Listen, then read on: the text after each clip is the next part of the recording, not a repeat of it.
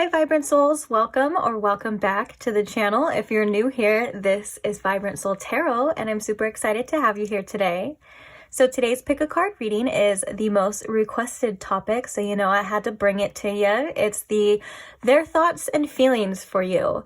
So the person on your mind's current thoughts and feelings for you and for the connection, as well as anything else you may need to know about them or about the connection. I'm going to leave it open to leave those messages to come through as well, because of course, why not? So if this is something that you are interested in, then welcome. Let's go ahead and get started. So we have these 4 piles to choose from. Starting right here with pile number 1, we have the Mystic Mondays Tarot deck, along with this pink cat's eye.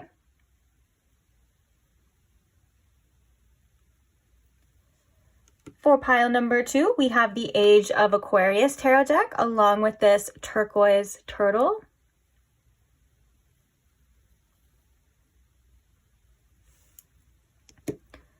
For pile number 3, we have the Ascension Tarot deck, along with this clear quartz pyramid.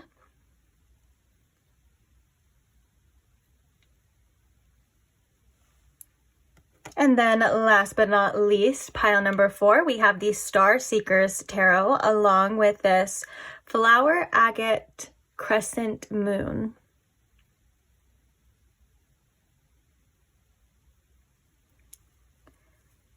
Okay, so please take your time in choosing your pile. If you do need more time, you're more than welcome to pause the video here.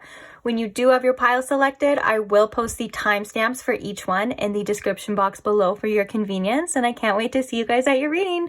Bye!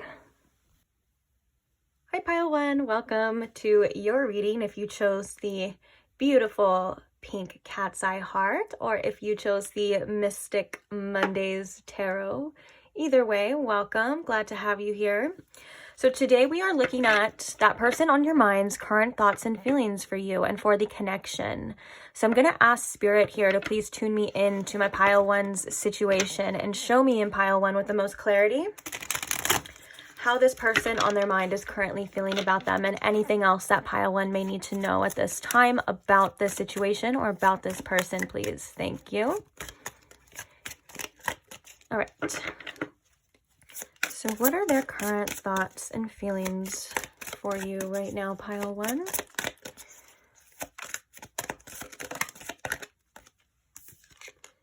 Okay, we have the 6 of Swords. What are their current thoughts and feelings for you right now? We have the Death card.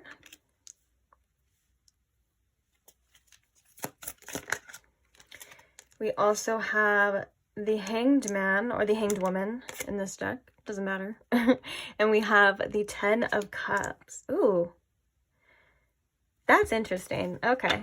So let's get some clarifiers real fast and then we will talk about it. So clarifying the 6 of Swords. How is this person feeling in regard to the 6 of Swords, Spirit? That one? We have the 3 of Swords. Oh, I felt that too. Felt that right in my heart chakra. Oopsies. And then we have the Ace of Cups. The way that Ace of Cups just wanted to come out, that was kind of funny. Like it couldn't wait to come out for that one. That's funny. I feel called to say that the 7 of Pentacles is on the bottom of the deck for some reason. Usually I wait till the end to do that. So clarifying the Hanged Woman or the Hanged Man here, Spirit. We have the 6 of Wands.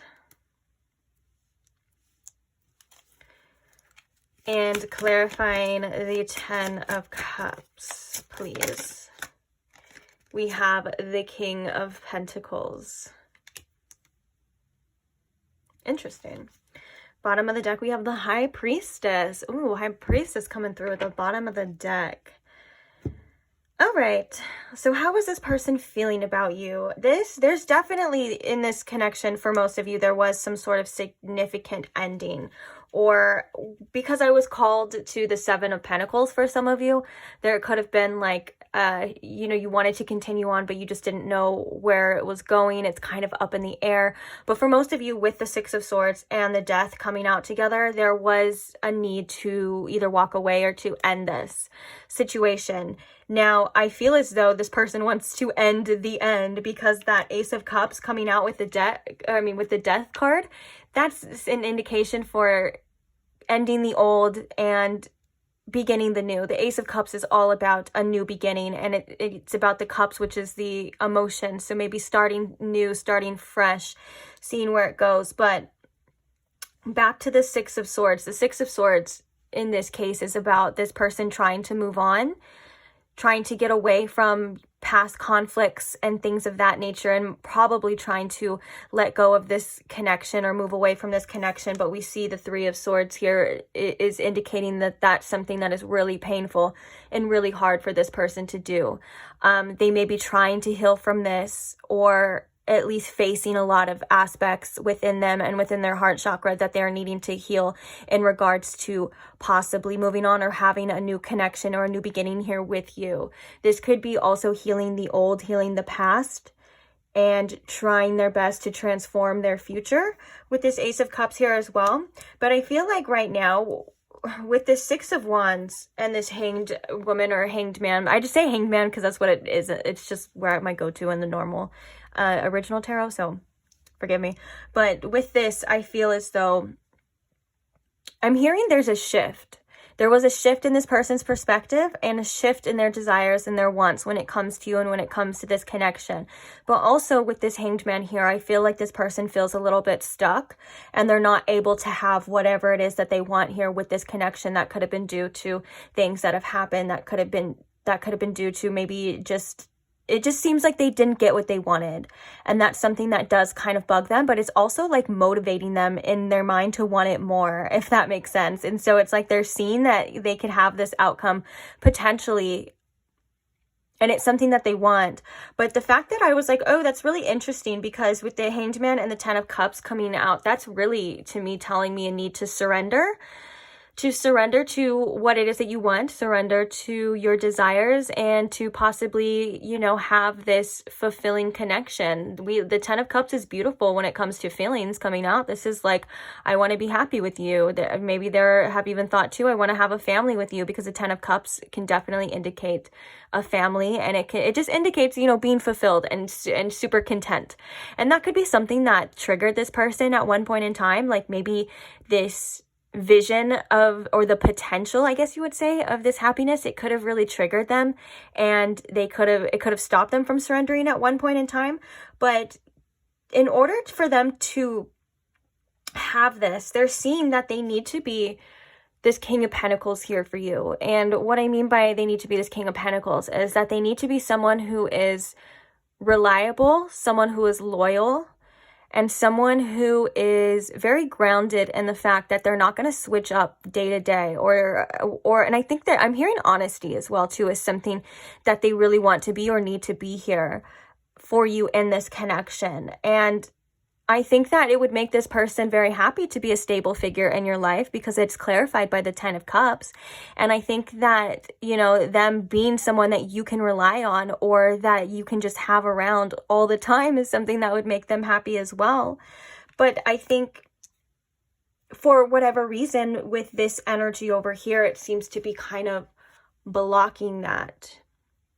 But like I said, we had this Ace of Cups very eager to come out. So if it were to be addressed, maybe this person would definitely be like, yeah, I'm willing to work on this. Yeah, I'm willing to start fresh as well, and get away from all of the old heartbreaks, get away from the past things that were holding us back, and move on to a new future. It is going to take this person to surrender, but I think that they've seen something differently with this Hanged Man right here. Oh my gosh, I was almost gonna say Hanged Man in reverse. That's interesting. But they've seen something differently, like in a new light, in a new perspective, whether that's you or this connection. And the fact that we have the High Priestess at the bottom means that this person thinks about you a lot. I think that this is a very intuitive connection. I think that you may both, on both ends, feel very intuitively connected, and they feel very intuitively drawn to you. A lot of the time when the High Priestess comes out, this is about unseen things. So it's like, I like to describe it almost as if like, I can't stop thinking about this person and I don't know why, or I tried to move on, or I tried to let go, but I just, there's something that's connecting me to them and I don't know why, because it's like the unseen, like you can't see it. It's other forces around. So you guys could be very connected spiritually as well. This can also mean that they are having dreams about you and you may be having dreams about them as well too. Bottom of the deck, we have the Eight of Pentacles. Okay. I just heard bridge some sort of gap. So maybe they would like to bridge a gap with you. Maybe there's like an emotional gap, or maybe even a physical gap, like space or distance. I just heard that one phrase, bridge the gap. So let's go ahead and get some oracles out. Let's get a little bit deeper, and then we're going to get the channeled messages for you. So what else can you tell me, Spirit, about how this person is feeling? So we have health. I will honor the physical vessel that enshrines my soul. Okay. Okay, so what I'm feeling with this is that I think with this Six of Swords and this Three of Swords as well too, I think this person is realizing that their habits, or maybe this connection, wasn't the healthiest, whether that was the healthiest for your mental or their mental. And I think that's why they're kind of wanting to get away from the old. And the Death card can definitely indicate a transformation as well too. Like, almost like going from one way of being to a complete other. And that's maybe when they want, or how they want to restart this as well. I feel as though they want to, like they almost want to let you know that the feelings are still there. The emotions are still there. They never went away. It's just, they're realizing that there's a lot that needed to change. And I think that was also within them. And they kind of just want to do what's best for you and best for them right now with this health. It's like they don't want to be harmful to your health, and they don't want to harm their own health as well too. And I'm hearing anymore for some of you, like they don't want to harm their health anymore. Oh, look at, we have surrender too, and that was the word we were talking about. How is this person currently feeling about pile 1?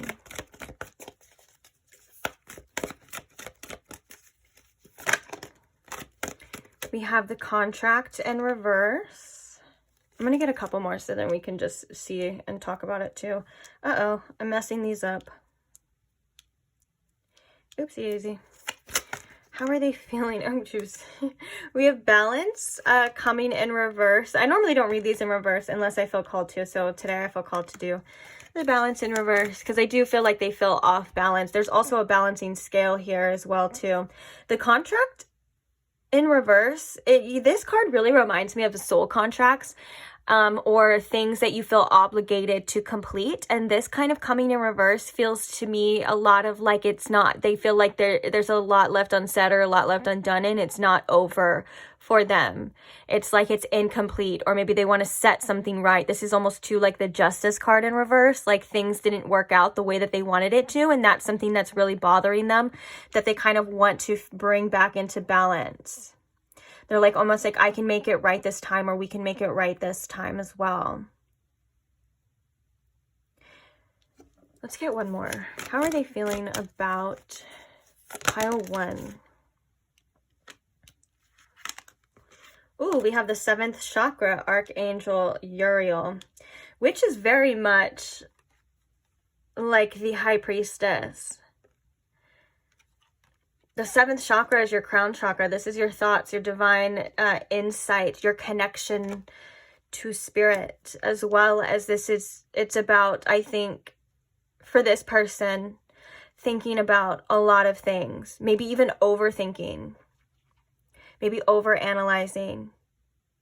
But you are on this person's mind a lot, especially with this High Priestess as well too. You know, that third eye right there, I feel like you are definitely on their mind a lot of the time. And with that being said, I feel like they are getting intuitive guidance about you.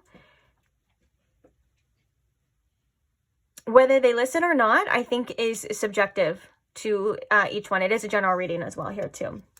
Look at, we have death coming out again, but this time it's in reverse. And it says, I am learning that endings are merely beginnings. And the fact that we had the new beginning with the death too, that's like so perfect. That like describes that perfectly, like endings to new beginnings. I was going to say something else about this 7th chakra, but I completely lost it. But let's talk about this balance and reverse here. I think that they do want to bring a state of balance back into this connection. It could have been off, or maybe they've been feeling off about it for a while, and they're trying to decide on what to do that. I'm hearing specifically there could be some trusting issues with this person, or maybe with you, that need to come back into balance. That was a literal channeled message, so that could be specific to somebody or some people here. It doesn't have to be towards everyone. Sometimes when they get super specific, it kind of, you know, it gives and takes. It doesn't matter. But it's like I said before, you and this person are really spiritually connected. This could have to do with this contract as well. If you guys do have some sort of soul contract in this lifetime, for sure. If it's not done, oh my gosh, you're going to be thinking about this person all the time. They're going to be thinking about you. There's like unfinished business here. Now, if you're the type that's like, well, I am finished with this person, I don't want anything to do with this person, I want to remind you that you do have free will, of course. Just because, you know, I'm saying this doesn't mean that you have to do anything. You don't have to do anything. It's all your choice and what you want to do as well too. But I think that this could be validation for some of you on why maybe you feel so strongly, or why you're thinking so much about it. You know, there's a connection here that goes, like we were talking about, deeper than what the 3D can show you, or what, you know, you can see at this time. But there is a connection. You may almost have some sort of telepathic connection with this person. Like you may be able to sense their feelings, like they could pull on your energy when they are longing or when they are missing you, and it can kind of come through as like maybe you're feeling that way, or it can just come through as like you don't know why you feel that way, because maybe one day you feel this way, one day you feel this way. Same thing with kind of them. That could be some kind of tug and pull on in the spiritual aspect of that. So interesting. Let's get some channeled messages now for you, Pile 1, and then we're going to get the advice. But I'm actually really interested. I think I say that every time. Like, I'm interested to see what the channel messages say. Let's just face it. I'm always interested to see what they say. Let's be real here. All right, Spirit. So what are some messages that this person wants Pile 1 to know, or that Pile 1 needs to know about how this person is feeling about them? Okay, we have, I feel like I'm losing you. Yeah, that's that first feeling of that, when that 3 of Swords came out, when I was like, oh my gosh, I feel it. Yeah, it hurts. They feel like you're moving on as well, or they're scared that you're moving on as well. And that's just something that I feel like it's painful for them, especially in their heart chakra. Like or I'm hearing even their solar plexus chakra, because I know sometimes taking a loss, especially if someone that you feel very connected to, or you have a lot of feelings for, it can literally feel like a blow to the stomach, like, you know. What are some channeled messages here for Pile 1? Ooh, that one it's kind of popping out. Some messages here. Oopsies. I gotta hold on with this deck, or else they go everywhere. Ugh. I am going through a lot right now. This person could also be going through certain legal things as well with this contract in reverse. That could be something that they may have a lot on their plate. Oh my gosh, I'm hearing that this Willie Nelson song of all people. Okay, so I'm hearing the specific part that goes, "You were always on my mind." But I feel like I want to remember the lyrics, because it goes a little bit deeper than that as well. But it's like, and I can't. So maybe that's just the part that is specific. But I know the song talks about like, okay. So now I'm remembering it and I'm hearing it. So now it goes like, if I didn't show you all the time how much I cared, just know that you were always on my mind. So even though this person may seem like they're going through a lot right now, it seems as though, again, like we just said, you're still kind of on their mind as well too. And that's maybe causing some sort of fear or anxiety here with this. I feel like I'm losing you. Just like letting it slip away.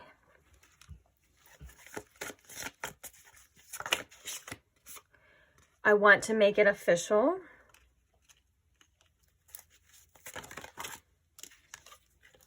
I want to have your babies.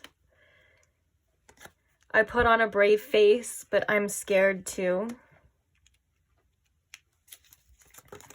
Uh-oh. He said, I want you so bad. There is a lot of, with these channel messages, definitely like that I want to have your babies. Like that's definitely, I mean, you guys, they could literally want to have children with you, but I'm thinking more along the lines of like sexual, like almost like the Empress card, especially now that we have this I want you so bad. It's this person has a lot of sexual desires for you. So we have, I'm scared to fall in love again. I wish we could go back to how it used to be.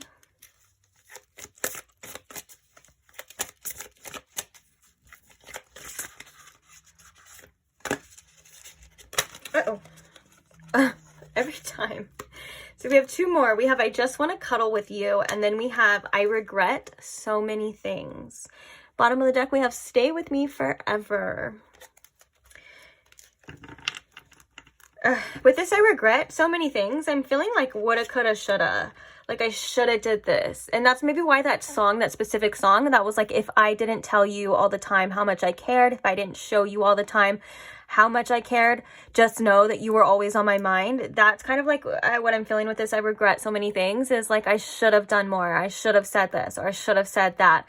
Maybe this person at one point was kind of holding back a lot of the time.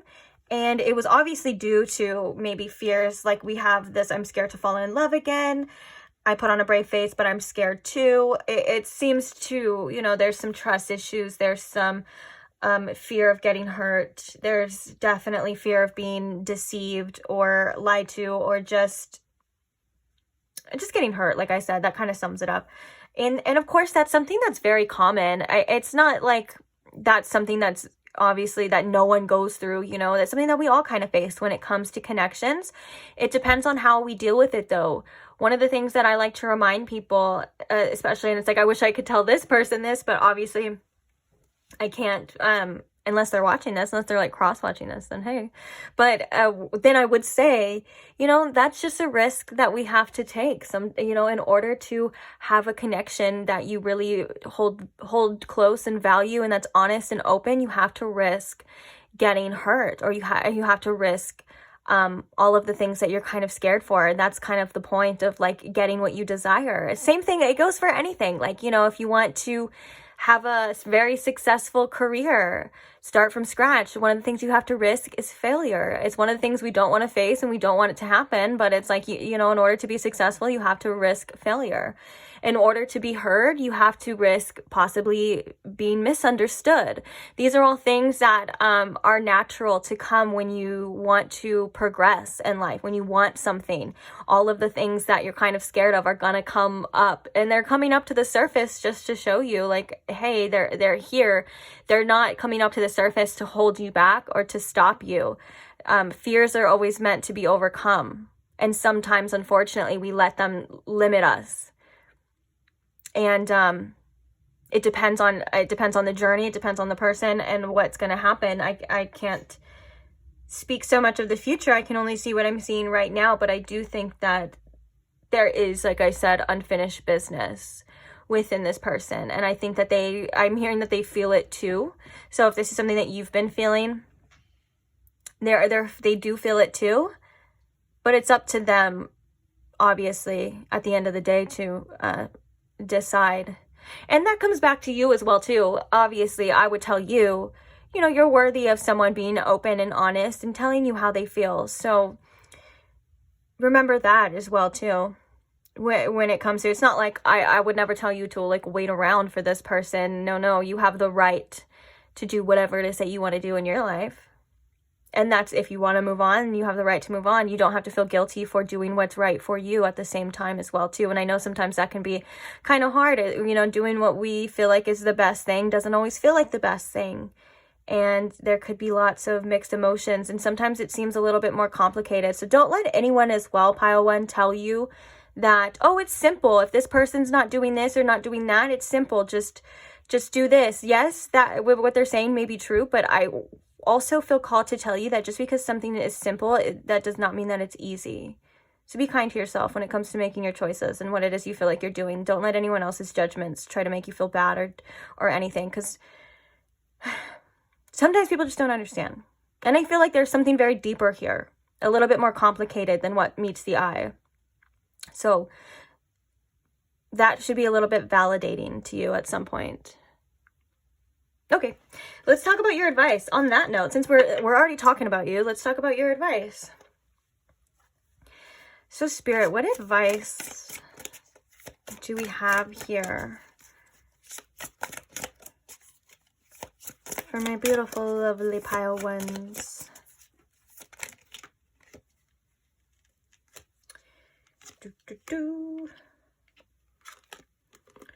Ooh, we have the Messenger.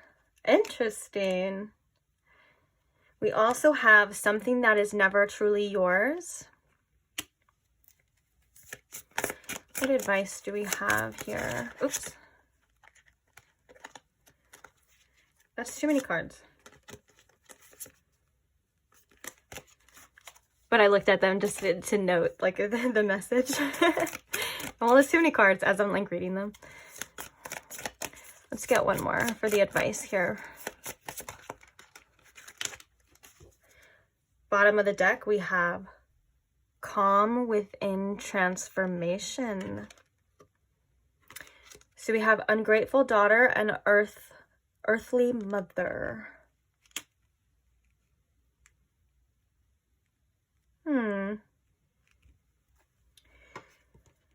Okay, where do we even start? So I was hearing a channeled song with this specific card, something that is never truly yours. All I was hearing right when this card came out was that Mitski song, which is, it goes, my love is mine, all mine. And it goes, nothing in the world belongs to me except my love.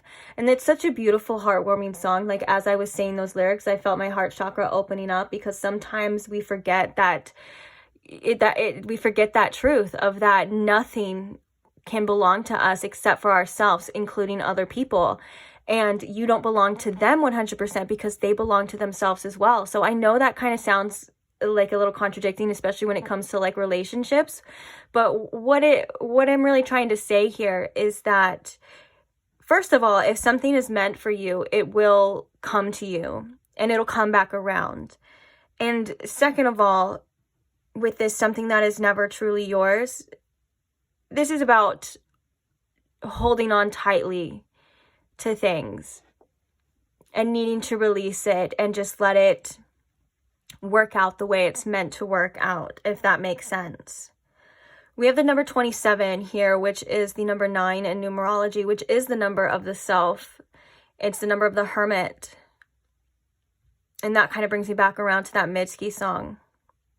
Also, this could be about financial, because it is coins and things like that. But I think it's also giving me the energy of like the Six of Pentacles. But this is about like maybe coming into money or coming into things, and just remembering that you can't take anything with you except for yourself and your love. Maybe listen to that song. It's Mitski, and it's My Love Is All Mine, I think is what it's called. My love is mine, all mine. That's something that could be in relation to this and to this message here. There was something else I was going to say about this too, and it was in the beginning, and then I completely got distracted. But I feel like with the messenger here, this is about you having a lot of the wisdom that you already need. I feel like you are somebody who is very, very, very intuitive and knows what they need and knows what they want. And I'm hearing that maybe you get a little confused at times when it comes to the relationships, almost as if Spirit's saying that you are someone who can see other people's situations very, very clearly, very intuitively, maybe even get the best advice, the realest advice. And for some reason, when it comes to your connections, which is it's so real, and that's such a normal thing. Like it's like being a tarot reader and giving the best readings, but then when you're trying to read for yourself, you're like, duh. It's because you're attached to the outcome and you're attached to the situation. But the reason why I'm bringing that up for you specifically, pile one, is the fact that Spirit's saying that wisdom that you have, that you're able to see in other people, you have within yourself. That's why I was drawn to the fact that we had the number 9. With this, you have a lot of answers within yourself. You don't need to search outer so much. Maybe you're the type that when you watch a lot of these readings, like on YouTube, or you get tarot readings, you're only getting your own intuition validated. You know, you're like, well, that's how I felt. And that's perfectly fine as well, too. That's something that can be very helpful, again, because sometimes we do just need to validate our own feelings, and we need to realize that, you know, that we were right all along, and so on and so forth. And also they're very helpful. They do give us other information as well too. But I'm saying for you specifically, it's like, you know, a lot of things as well. Also with the messenger, I feel as though there's answers that are going to be coming to you when you need them the most. This could be quite literally in a message, or this could be in signs and synchronicities and so on and so forth. But you're going to get the message very loud and clear soon, is what I'm hearing with this too. And then with this ungrateful daughter and earthly mother, this is just about having gratitude for all of the things you do have. It's not saying you're ungrateful or anything like that. What this card is really saying is that there's so much love here that even if you don't see it, it's still there. That's what this card is really saying. It's saying that, you know, with the earth and everything like that, you don't have to be grateful and you don't have to see it, but it's still there. And this is the unconditional love of Spirit as well too. But the only thing that I think the message is here is to tap into it. Don't worry, Spirit doesn't get upset with you if you don't appreciate things.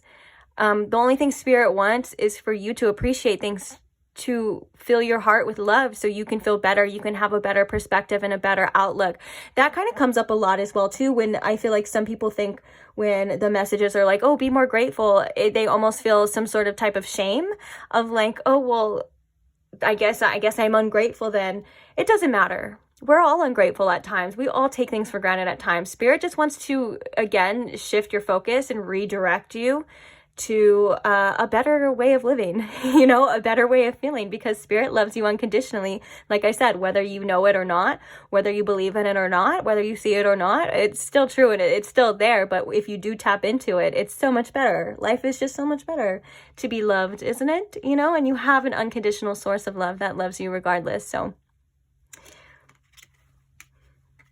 and with that, I almost feel like, oh, I just want to give you a little hug. Oh, I'm like, oh, my pile one, like, because as I was saying that unconditional love was coming through me, and it's just such a great reminder, and it's such a good feeling. It is such a good feeling. I like to do it at night as well too. Tap into it at night. Just all you have to do is just ask for it.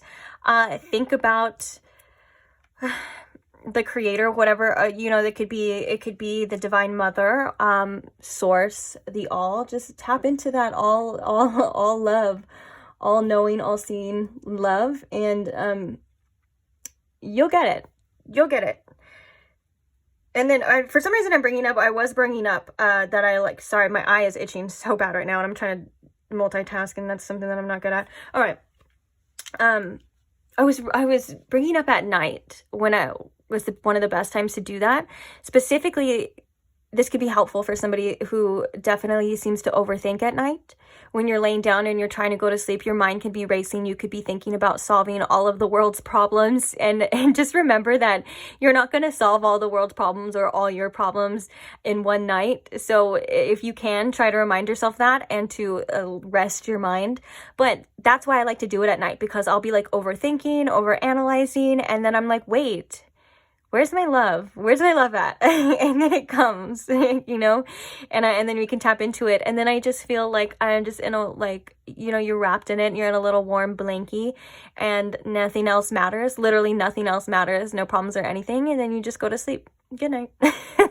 So that's actually something that maybe could take time as well. So don't get frustrated if it's like the way I'm describing it is like maybe after a while when you try to do it. Don't get discouraged. Just know that it's always there. But I'm going to ask Spirit to please show you, if that's something that you are interested in, to show you and to give you that feeling of warmth and that safety and that love. Like that we're talking about when you need it, when you call upon it. So, you know, okay? And I want you to feel good. I want you to feel loved, and I want you to feel safe, regardless of what's happening in your life, regardless of anyone else, what they say, what they do. Just remember, you are loved. There is a source that will always, always love you, no matter what version of yourself that you are. And that can be hard to believe, but I'm telling you, man, it's true. Okay, so on that note, I am going to leave this reading here. I really hope it helped. I hope you guys got something out of it. Thank you so much for staying till the end. Thank you so much for watching. Thank you so much for being here, letting me read for you. Again, thank you to all the people who comment, who like the videos, who subscribe. Thank you so much. It means so much to me, and I just love hearing your support and the comments in for each other, and I love hearing your stories and everything under that umbrella. I love interacting with you guys too. So again, just thank you for being here. If you did enjoy this reading and you are not subscribed, but it's something that you would like to have around or have in the future, other readings of such, whatever, you know, whatever it is that you want, feel free to subscribe now if that's something you're interested in, so you don't miss out, or you can see me again. And if not, then hey, maybe we'll cross each other's paths, or I'll bless your timeline again in the future. Who knows? But until then, I will see you later. Bye. Hi, Pile 2. Welcome to your reading. If you chose the turquoise turtle, or if you chose the Age of Aquarius tarot, welcome. So today we are asking about that person on your mind's current thoughts and feelings about you and about the connection. So I'm going to ask Spirit to please tune me in to my Pile 2 situation, as well as show me and Pile 2 with the most clarity how this person on their mind is currently feeling about them, and anything else they may need to know as well at this time about this situation and about this person, please. Thank you.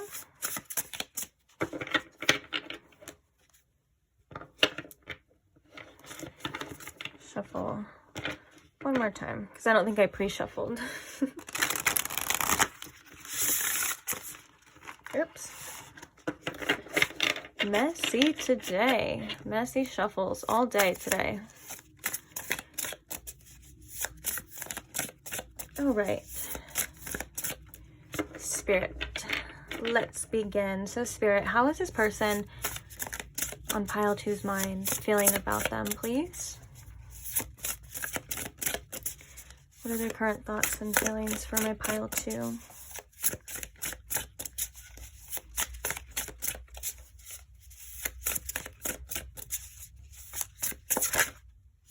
Okay, so the first card we have is the Hierophant.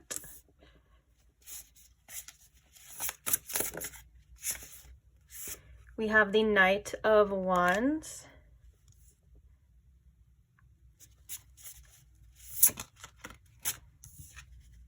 We also have the Six of Swords.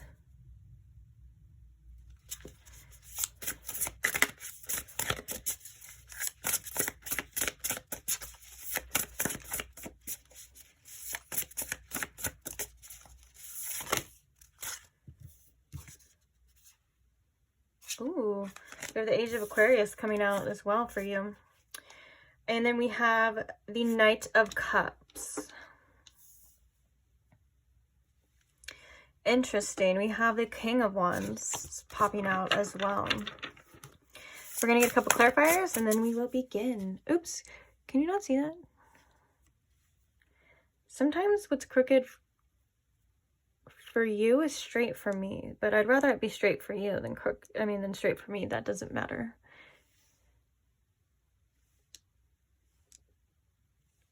I think it's the way it's angled, the setup. I can never get it perfectly straight, so forgive me, please. As long as you can see it, I think that's the most important thing. All right, continuing on. So clarifying this Hierophant, please, Spirit.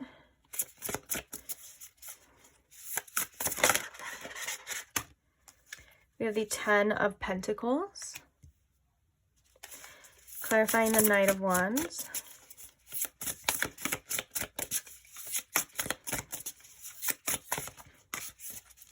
Clarifying the Knight of Wands, we have the King of Swords, and we also have the Strength card. Okay. I don't know how I'm going to fit all these in here, so I'm going to put the King of Swords because that's the first one I saw. Clarifying the Six of Swords. We have the Five of Cups.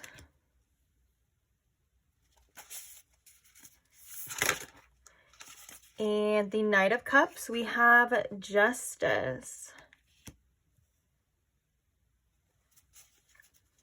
Bottom of the deck, we have the Queen of Pentacles. Interesting. This energy is quite interesting, to say the least. Now, there's definitely strong feelings here for you. The first thing that was brought to my mind with this Knight of Cups, which the Knight of Cups represents romantic feelings, expressing those feelings. It can be like telling you how they feel, since the Knights are like the messengers. But I love that it came out with Justice, because I wasn't even looking at the Justice card, like, or the words, the Justice. When it came out, the first thing I saw was the truth. And so I think that this person wants to express to you the truth of how they are feeling. Now, what was interesting is we had the Hierophant come out first. The second card was the Knight of Wands. These are very contradicting energies. Now, the Hierophant is all about commitment. And the Knight of Wands is somebody that's not really the type to be committed, or the Knight of Wands isn't somebody that you can really rely on too much to be very committed or to stay very long. But I don't want to say that as in like that's how this person is, because I do believe that that's maybe the energy that they are normally used to. Is this Knight of Wands energy? It could be kind of a player energy, or it could just be like, I'm getting it's more along just like go wherever you feel like, or wherever, wherever you're attracted to is where you kind of feel, without really too much thinking about the future or thinking about the consequences. But the ironic part of the way that they're feeling about you is we have the Hierophant and we have the Ten of Pentacles, which is about the future, which is about commitment. The Hierophant it's usually a long-term connection, a long-term relationship. Some would even say marriage, because the Hierophant is the Pope in other decks, and that's the person who marries people. Anyways, okay. In some religions, that's the person that you go to get married. So it's like, and also the Hierophant I'm hearing in this connection or to this person can also indicate spiritual lessons and spiritual commitment. So it's almost as if this person is realizing if you and this connection is something that they want, is something that they want to pursue, is something that they can see themselves having kids with, having a future with as well, then they're really going to have to put that Knight of Wands habits and energy somewhere else, or move on from that whatsoever. Because they can't have both. And this is something that they're realizing. They can't have their cake and eat it too. They can't be the old version of themselves, but have everything they said that they want or feel like they want at the same time. So I believe that's where that King of Swords and that Strength card is kind of working hand in hand to kind of have mastery over the ego, mastery over the mind, and not just give in to any kind of temptation, desires, and anything like that. I think that's something that this person is realizing, and it is realizing they're going to need within this connection. As long as, they're able to do that, it feels like things, would go great and things could be fine. Now, we also have the Six of Swords and the Five of Pentacles. So this could be this person or you trying to move on and them feeling like they're losing it, or feeling like they have some sense of loss here.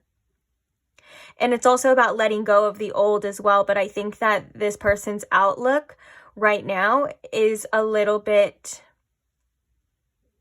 I don't want to say negative, but it's like they're kind of focused on what can go wrong right now, or they're kind of focused on a potential loss, or for some of you, if you kind of are in a separation, or maybe you kind of are just not getting along right now, they're feeling that. And that could be why this is coming through as well. But I think that with the Six of Swords is about progression. It's about leaving the conflicts behind. and it's about moving towards a more peaceful future. And I think that with the 5 of Cups, something that they're kind of feeling is if that future doesn't involve you, it's not as happy as they feel like it would, because the 5 of Cups is a feeling of sadness. It's a feeling of loss. It's a feeling of having to accept or looking at something that you don't have anymore. And that could be something that's really hard for them to face. And so we have the Knight of Cups, and then we have the Justice. Well, it's now they're like, well, now I want to tell pile 2 how I really feel. Now I want to express this, at least so they know. And that's why I was really drawn to the Truth in the first card, because I didn't really read any of the other words. They're kind of small as well, and I'm kind of leaned back a little bit. But that one, that's like, bam, my focus. So that usually means intuitively that they're trying to tell you the truth, trying to express themselves the best that they can, or at least wanting to. And that could be something that's actually kind of difficult for them. And with this Justice card, they may feel like they want to make something right here within this connection with you. Like maybe they felt like that things didn't go the way that they thought it would, or maybe you didn't get what you deserved, which was more, something better, which was a version of them that wasn't in this Nine of Wands energy, or wasn't feeling like this, or feeling like they had to be like this. And I'm getting that this Nine of Wands energy could have been a little bit of a confusion for them too at the same time. And that's why we have that King of Swords. The King of Swords is about seeing the truth. It's about knowing what you need to do, making the correct decisions. And it's a master, because it's a king, so it's master over the mind, and not being a slave to your desires and things like that. Now, I do think that this person does desire you, you know. I think that there is an attraction here, to say the least. But I think one of the biggest desires that they have is something long-term. They see you as a long-term partner, somebody that they can have children with, because the Ten of Pentacles is all about a legacy. And I love that we even have somebody who is pregnant here, because it's about the future and things to come as well, and building something with that. So that's very beautiful. It's a very beautiful want and a desire to be. Now I think that they just need to either let you know and see where you're at and see what you want as well. Because with the Queen of Pentacles at the bottom, I think that this is them viewing you again as in a stable light, and someone that they can have a stable connection with, someone that is loyal and understanding of them. And I think that they find you very generous at the same time with your feelings. And I'm hearing that that's something that they really do admire about you, because I think that sometimes this person may feel a bit selfish, or at least their actions may at times kind of portray that. But that's not the truth of how they feel. That's not the truth of what they want. And I think this person does not want to lose you. That's one of the things. They're like, I don't want to lose pile 2, so I have to tell them. I have to express this to them. I have to let them know the truth of how I feel before. And maybe that's also to get something off of their chest as well, to kind of ease their feelings, their guilt. Not guilt, but like, you would feel really guilty if you didn't tell somebody how you felt, like, and you had the chance. You know, I think that's kind of the energy that I'm seeing here with that. So let's get some oracles now. Let's see, is there anything else, or what else can you tell us, Spirit, about how this person feels about pile 2? What are their current feelings towards pile 2 right now? Oh, we have deceit coming out. Why do we have this deceit coming out, please? Can you clarify this? Pride. Oh, yeah. Okay. I feel like they're letting their pride get in the way, and they're only deceiving themselves at this time. And if this person did deceive you in other ways, like maybe in the past or whatever, and they weren't 100% honest, again, that was kind of like an ego thing or a pride thing. But I mean, that doesn't make it right or anything like that. But I just feel like they're not being 100% honest with you, and they weren't being 100% honest with you before. And I think that that's because they were being too prideful. When I think of this pride, I'm kind of thinking of ego, and it's like, well, I don't know how this person feels, or I don't want to express myself to this one. I'm going to hold this person because I'm going to hold back. And that's just their ego trying to keep them safe. I don't know if they 100% understand that that's what that is, but I do think that it is a kind of safety mechanism.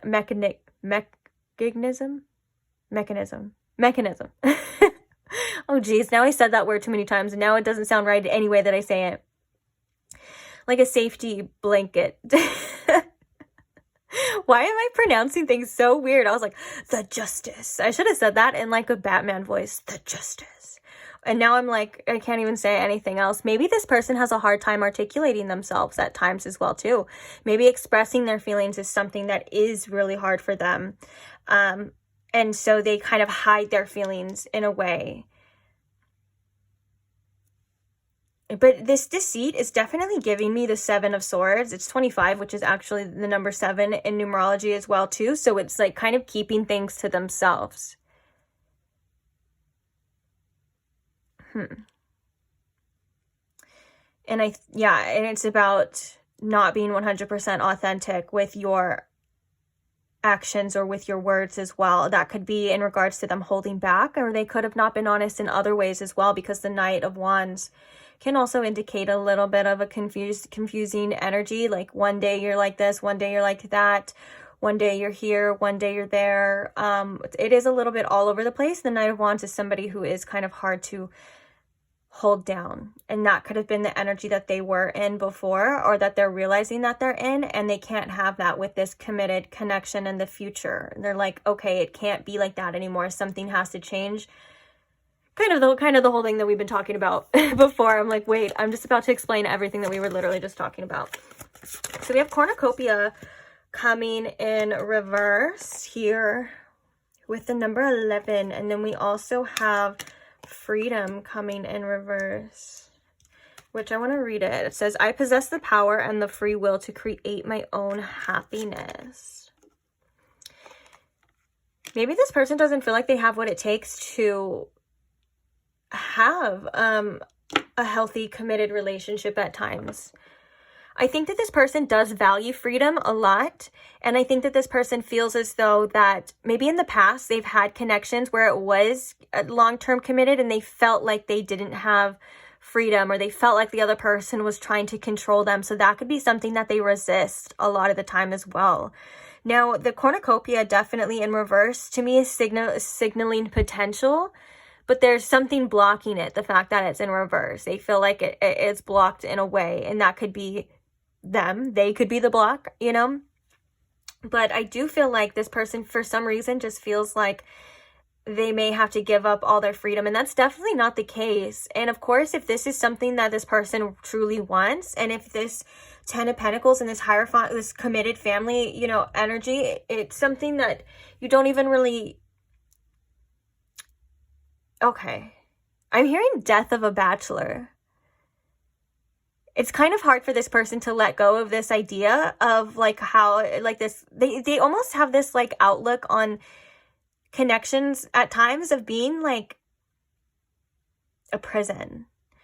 But with you, it's like they want that, and they're not saying that it would be a prison. It's just they like to have their freedom, but their freedom shouldn't be going around and hurting people at the same time, or keeping secrets. That's why I think this person does need to be with 100% honest with their wants and their needs and their desires, and it could actually solve a lot of problems. Like there could be things that this person just would need to express to you that you may understand, like, you know, okay, if you need your space, if you need this, or I wouldn't do that, you know what I'm saying? Just like there's something here that can be easily fixed, that I feel, with communication. And I think that this person makes the problems worse in their head. And it's like they may be scared of commitment at times because they're scared to lose their freedom. But I think that they need to understand that if you're with the right person, you know, you feel freer. It's like if you're with the right person and you're fulfilled in this connection, then there shouldn't be no need to feel like, oh, I'm missing out. Almost like this person has some sort of like FOMO when it comes to other things and other relationships and other connections, like a fear of missing out. And it's not the truth of the situation. And I think that they know that, but it's hard to explain.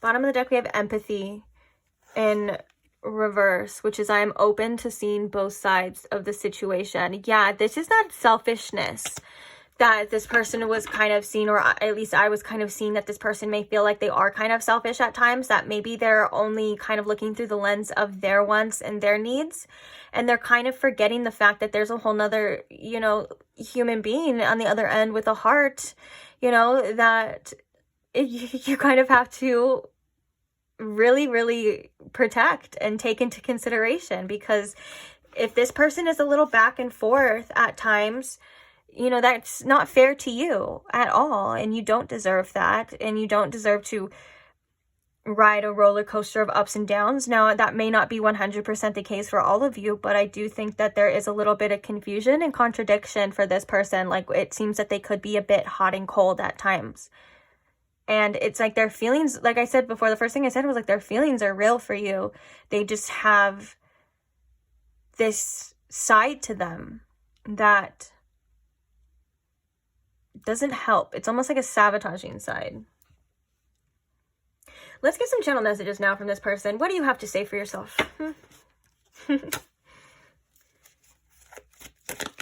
Spirit, what are some channel messages from this person to pile 2? Anything that pile 2 needs to know about how this person feels? Tell me you love me. I'm not good at the emotional stuff, and I feel like I'm losing you. This King of Swords can definitely be an indication of this person not really good at the emotional stuff, and that's why we had that Knight of Swords as well too. The King of Swords is, yes, somebody who masters their mind, but they're not really, you know, feeling their emotions or going too deep, because they feel like they're playing, they have to see things very clearly, or this person's very logical or whatever. And so we have this Knight of Wands, which is like an innate desire, like where you feel like you're led, but it's a very shallow energy at the same time. Now, the thing about the connection with you is that there is a lot of emotions here. There is a lot of feelings here. And I think that this person is trying to figure them out at the same time. And it's not that they're saying that they're not there. It's that they're like it literally says, I'm not good at this emotional stuff. And so it's something that is a little bit challenging, I feel, for this person to express themselves. It's like they definitely, with this, I feel like I'm losing you. That's kind of what we were talking about with that 5 of Cups. And it's like they definitely have these realizations then, but it's like when it was all good, they may have just had this confusion. And I think that this person overanalyzes their feelings. Maybe even dang it, I can't say words today. Am I even going to try to say that word? Compartmentalizing them. Oh, good job for me. Yay. You know, to where they're like, well, I only feel this because of this or this, instead of just like letting it direct them, if that makes sense. It's like they know what they don't want, which is to lose you. That's for certain. But when it comes to everything else, they're like, well, I don't know. I don't understand. So this actually, that's why it was so hard to explain too, because it's hard for them to explain, or it's hard for them to realize. And that's why I felt like when I was reading this, I'm like, wait, I'm so confused, because it's like, this is saying this is saying this. And so if that's resonating for you, maybe on this person's end, you know, that could be validating for why you feel like that at times too. It's like, I would not blame you for being confused about this one bit. Okay, let's get some more channeled messages here.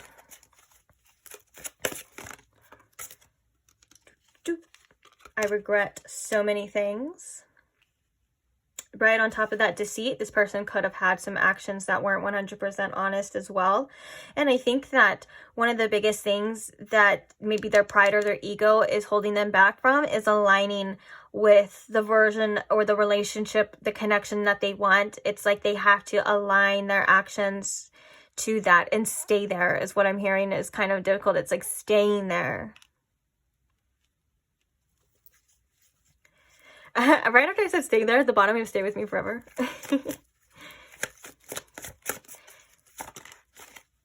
Are you sure you want to do this? And then we have Be My Baby.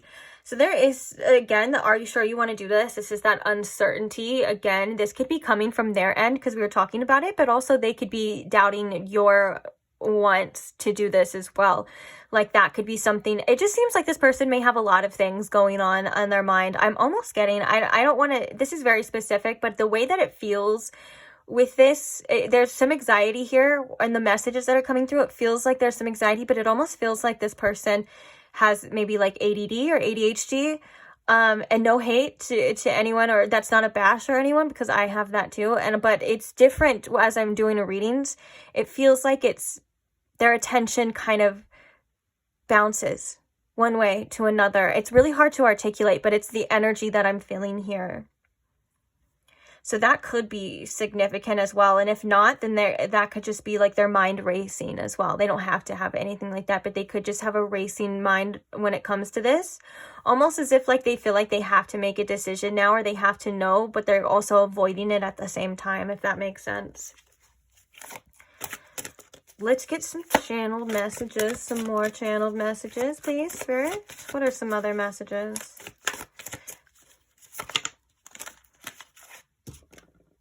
I'm embarrassed that I acted so immature.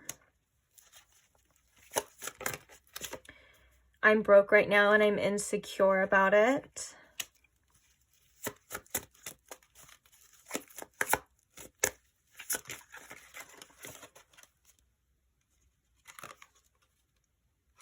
So we have, I think you still have feelings for your ex. And then we have, I'm still keeping my options open. And then at the bottom of the deck, we have my last relationship wrecked me. And then underneath that, we have I'm holding back.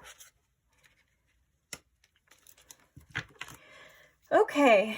Yeah, I think with this, I'm still keeping my options open. That's definitely that Knight of Wands energy of like that kind of player energy we were seeing. But I don't think that it's to hurt you on purpose. I think it's like this person almost feels like they need to have, or they need to act like they have their options open, or they need to have their options open because, again, it's like an ego thing. They're like, well, I don't want to look stupid. I don't want to put all my eggs in one basket with pile 2 and be fully committed and then look stupid. But at the same time, they want this commitment too. And it's kind of irritating because it is a little bit of an immaturity that I'm sensing. I know we have, I'm embarrassed I acted so immature, but it is a little bit of immaturity here. It's like they're almost looking out as in like,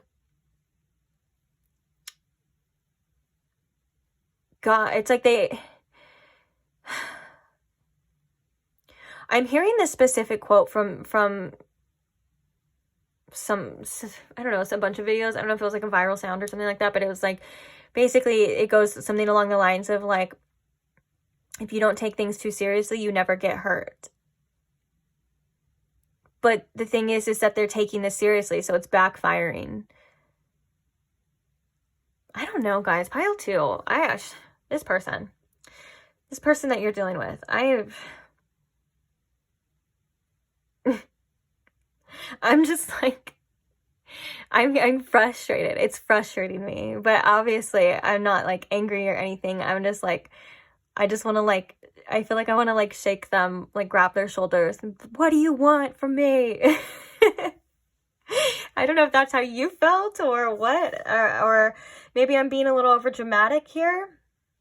I think this person makes assumptions as well. I think you still have feelings for your ex. I'm hearing a specific message of maybe this person at times feels like they're not good enough. They may, if you've told this person about your ex, or they know your ex, or they know a situation, maybe they feel a little bit inferior at times. They could be the type to bring this up like, oh, we'll just go back to your ex then, or just go do that then. You know what I'm saying? That's because they're feeling a little bit insecure, to say the least, about that. And they do have some healing, I think, when it comes to connections and when it comes to love, that's stopping them from expressing it. It's like they just feel like the world at times is out to get them, if I can be quite honest. And you could show up with the best, most honest intentions with this person, and they may not be able to trust it. And we'd had that deceit energy. It's like they're deceiving themselves as well, you know? It's like they're not being 100% honest, but it's because I don't even know if they even would be open to accepting a 100% honest connection. I don't know if they even think that exists at times. I may be being a little bit dramatic, but I think that this could be something that this person kind of thinks about every now and then. Maybe not 100% believes, or if it's a belief that's kind of, it's a little bit deeper, you know, in there. Like it's a little bit deeper rooted. I'm hearing as well, this person may have not had the best examples growing up of relationships, and that could have affected this person's outlook too. That's something that Spirit kind of chimed in right now.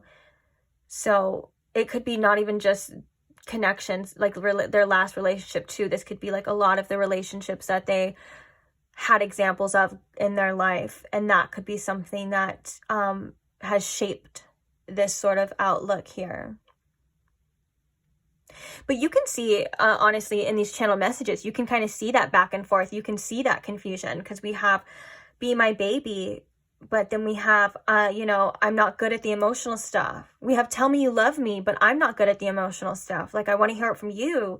We also have, like, are you sure you want to do this? Like, they need to know, are you sure you want to do this? But then they're like, I'm still keeping my options open. You know, that's the energy I was getting in this reading, of very back and forth. Like, the first thing I think I said was that we have this such contradictive energy here. We have the Hierophant, and then we also have the Knight of Wands. It's very much like the devil and the angel on my shoulder. Do I want to give in to temptation, or do I want what my heart is telling me that I want? Very much of that kind of nature here.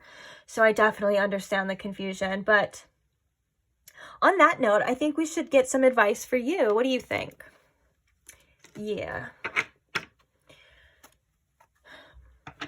Also, if you want to look at these later, you're more than welcome to screenshot them now, or go back and screenshot them, because they will be covered. I know sometimes you guys like to do that. All right, Spirit. So on that note, what advice do we have here? Ooh. We have weight of the truth. We also have everything you need too soon. Love grows love. And then we have make it look like the night. Interesting. Wow.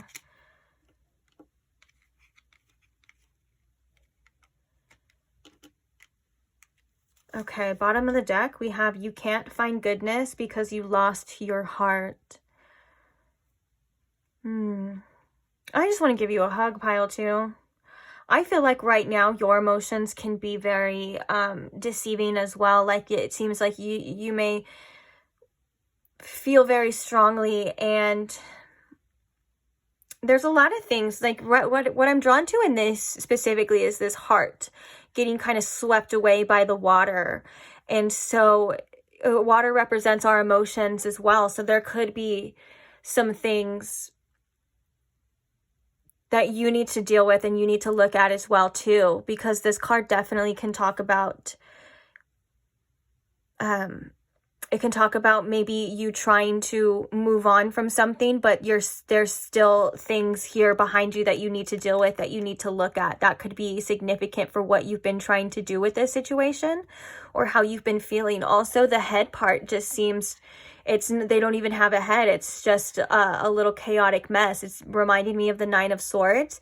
And it seems to be dripping down into the body. So, you know, you could be very much overthinking things, and it could be affecting you more. And there could be a need to kind of sit with your emotions, even though that seems to be something that you feel like you are doing. But I don't mean sit with it as in like analyze it, understand it. Allow yourself to feel it and receive the messages and the guidance that's coming with that as well too. Okay, so let's talk about what's going on here. Anyways, we have the weight of the truth. This is something that is really hard to accept for you.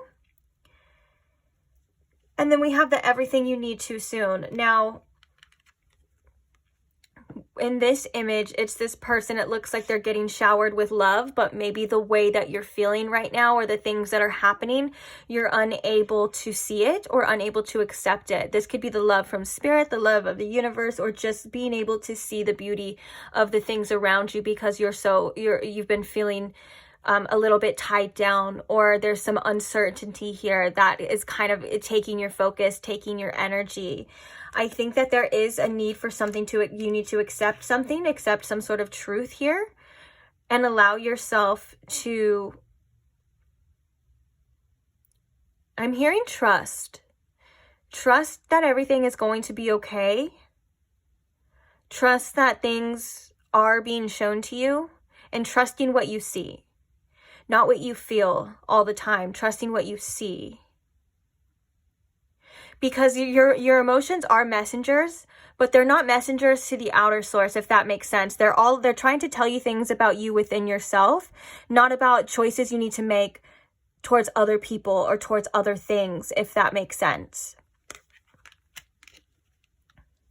And then we have love grows love as well, but I love that these kind of go perfectly. Love grows love, like this is about you. Even after everything, I feel like, you know, still being a loving, forgiving, and accepting person. And I think that's something you should be very proud of. But I think something that is missing is maybe that directed towards yourself. If you feel very emotional, or you feel like something is missing, or you've been feeling very sad lately, I think your inner self is screaming towards you to say, hey, like, I'm here too. Can you give me some of that love? And all that means is to turn inward. And this could be about facing things from your past as well. Issues and maybe traumas from your past. I feel called to tell you that when you are facing things from the past, or you're looking into things from the past, not all the time, it doesn't mean you're going backwards. It doesn't mean that you're any less developed. It means you're going inward. Okay? So I think that there's some things Spirit really wants you to look at about why you're feeling these ways. Maybe why you feel so attached to certain people that maybe are emotionally unavailable at times as well too. There's some truth here that needs to be seen for your development. Like I said, I think that this is not necessarily about other people or anything outer necessarily. This is about you discovering your truth. And I feel like there's a lot of inner child healing for you as well. But just remembering that to be kind to yourself too with this card, this love grows love. You deserve to be treated fairly and kindly. And if other people aren't able to do that to you, the least you can do is do that for yourself. And I kind of want to read this one. I don't even think I have the guidebook over here, but I feel intuitively called to read this one. I feel like there's some specific message in there that can be helpful, but I guess we'll see. So let me find the guidebook for this. Give me 1 second.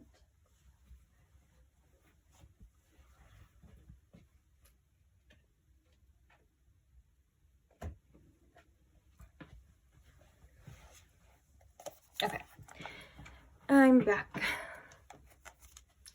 So let's see, what number is this? 53.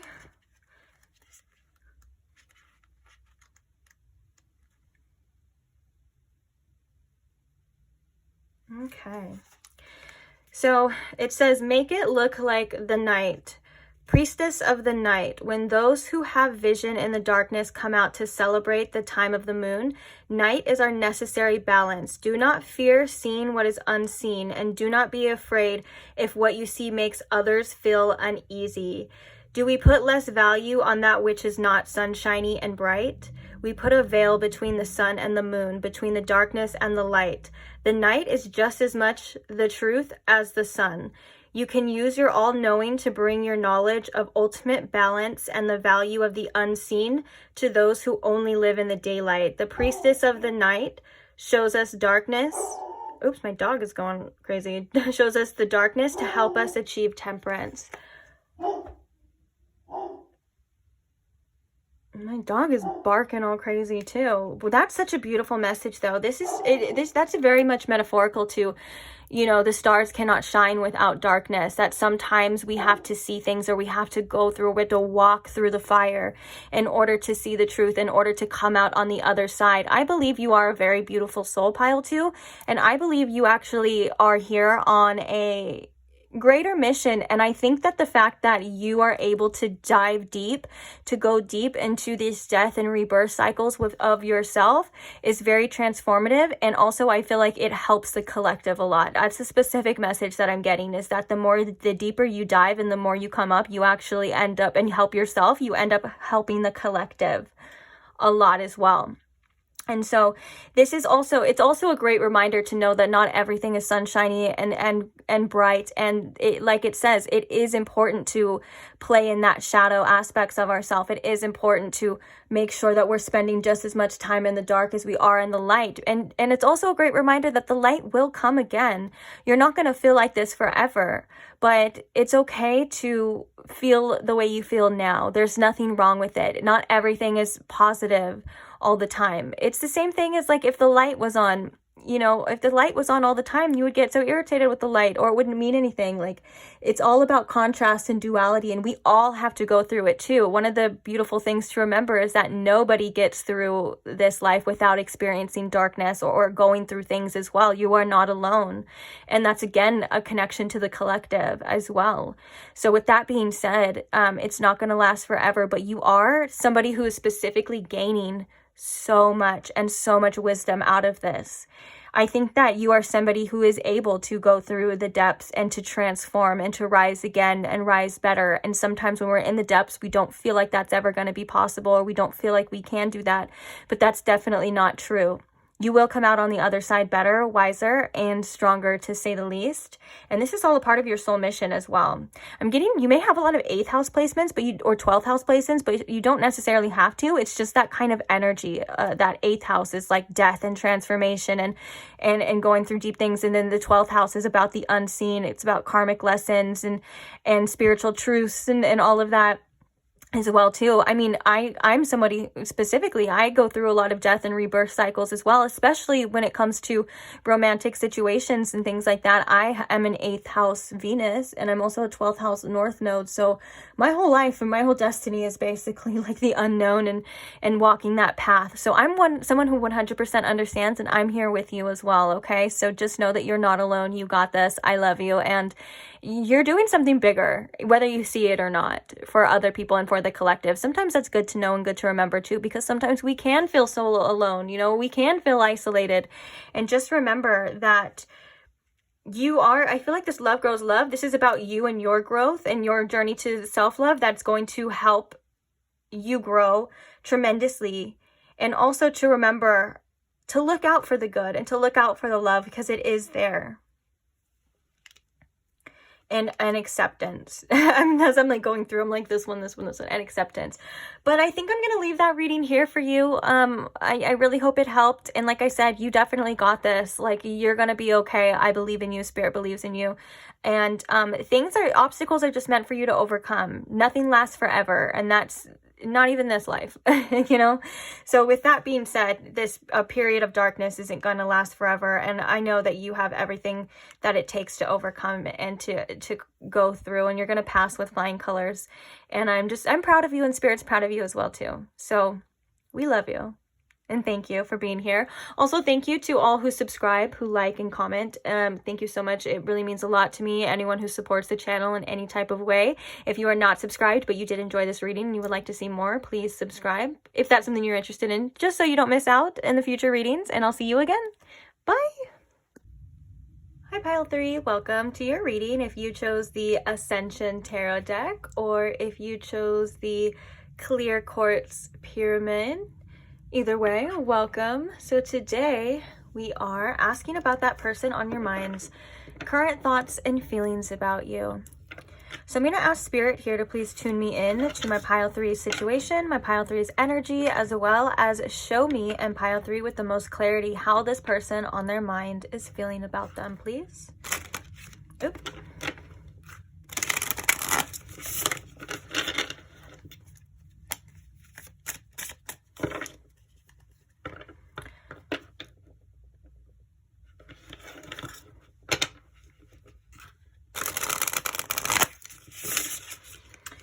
All day, the shuffles have just been trash.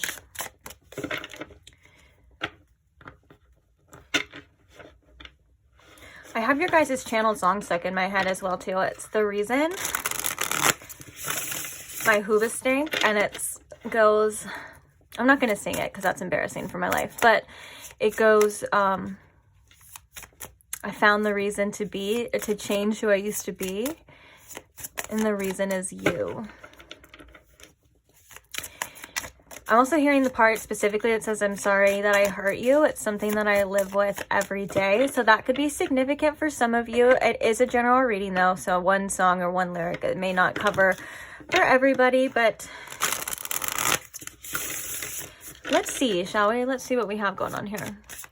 So Spirit, how is this person feeling right now about pile 3?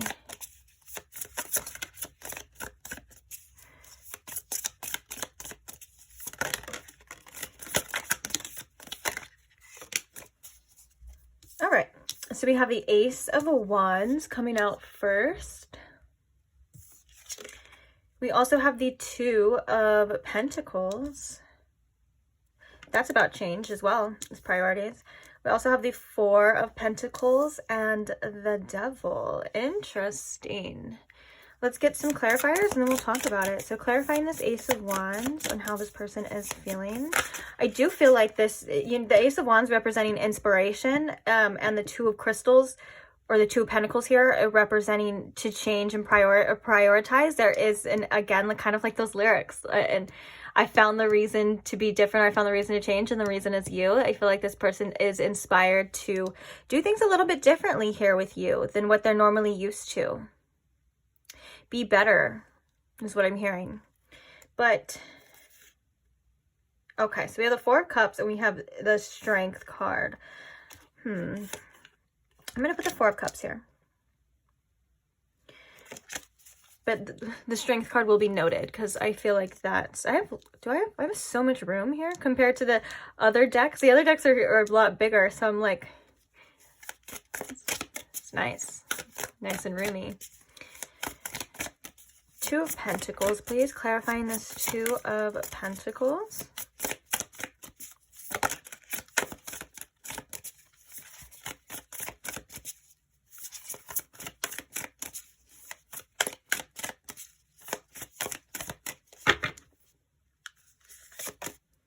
Yeah, we have the Three of Wands. Oh, I love that, the color in that card.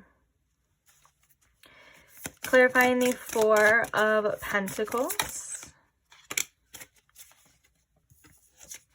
We have the Magician. Interesting. And the Devil. Clarifying the Devil. We have the Ten of Pentacles in reverse here. Bottom of the deck, we have the Empress. Wow. That's so funny that I felt called to speak on that channeled song, because I do feel like that's very much the energy here. So if you feel called to listen to it, I post all the channeled songs usually underneath the timestamps in the description box, and it's a link that goes right to the song, and I usually try to find the lyric video so you can watch the lyrics as well. So if that's something you feel interested in when this reading is done, of course, go ahead and do that. But I love that we have the Ace of Wands, the Two of Pentacles, and the Four of Pentacles. I feel like this person is trying to establish some sort of security here with you in this connection. And I think that with the Ace of Wands and the Four of Cups, I feel like this was like almost like coming in some sort of aha moment or some sort of realization. It's like now I'm seeing things a lot more clearly than I was before, because sometimes the Four of Cups can be like you're focused so much on one thing that you're missing the whole point of something else. So that could have been like maybe a discussion that you and this person had, or just a realization from what's going on. The Four of Cups can also represent kind of not being content with the situation right now. And sometimes when we're discontent with how things are going, we find realizations, or we find inspirations to change it and to make it better. And so I think that's what this person is kind of seeing right now and dealing with. I feel like the Three of Wands is about goals and potential And the Two of Pentacles is about priorities and change. So it's almost like making the better choices that are going to affect this connection's future. It's almost like this person's outlook or perspective has changed in a more positive way on what it is that they want or what it is that they need to do. I feel like this person at times it feels a bit more secure now with their inner knowing of what they want here. And like I just said, what they need to do.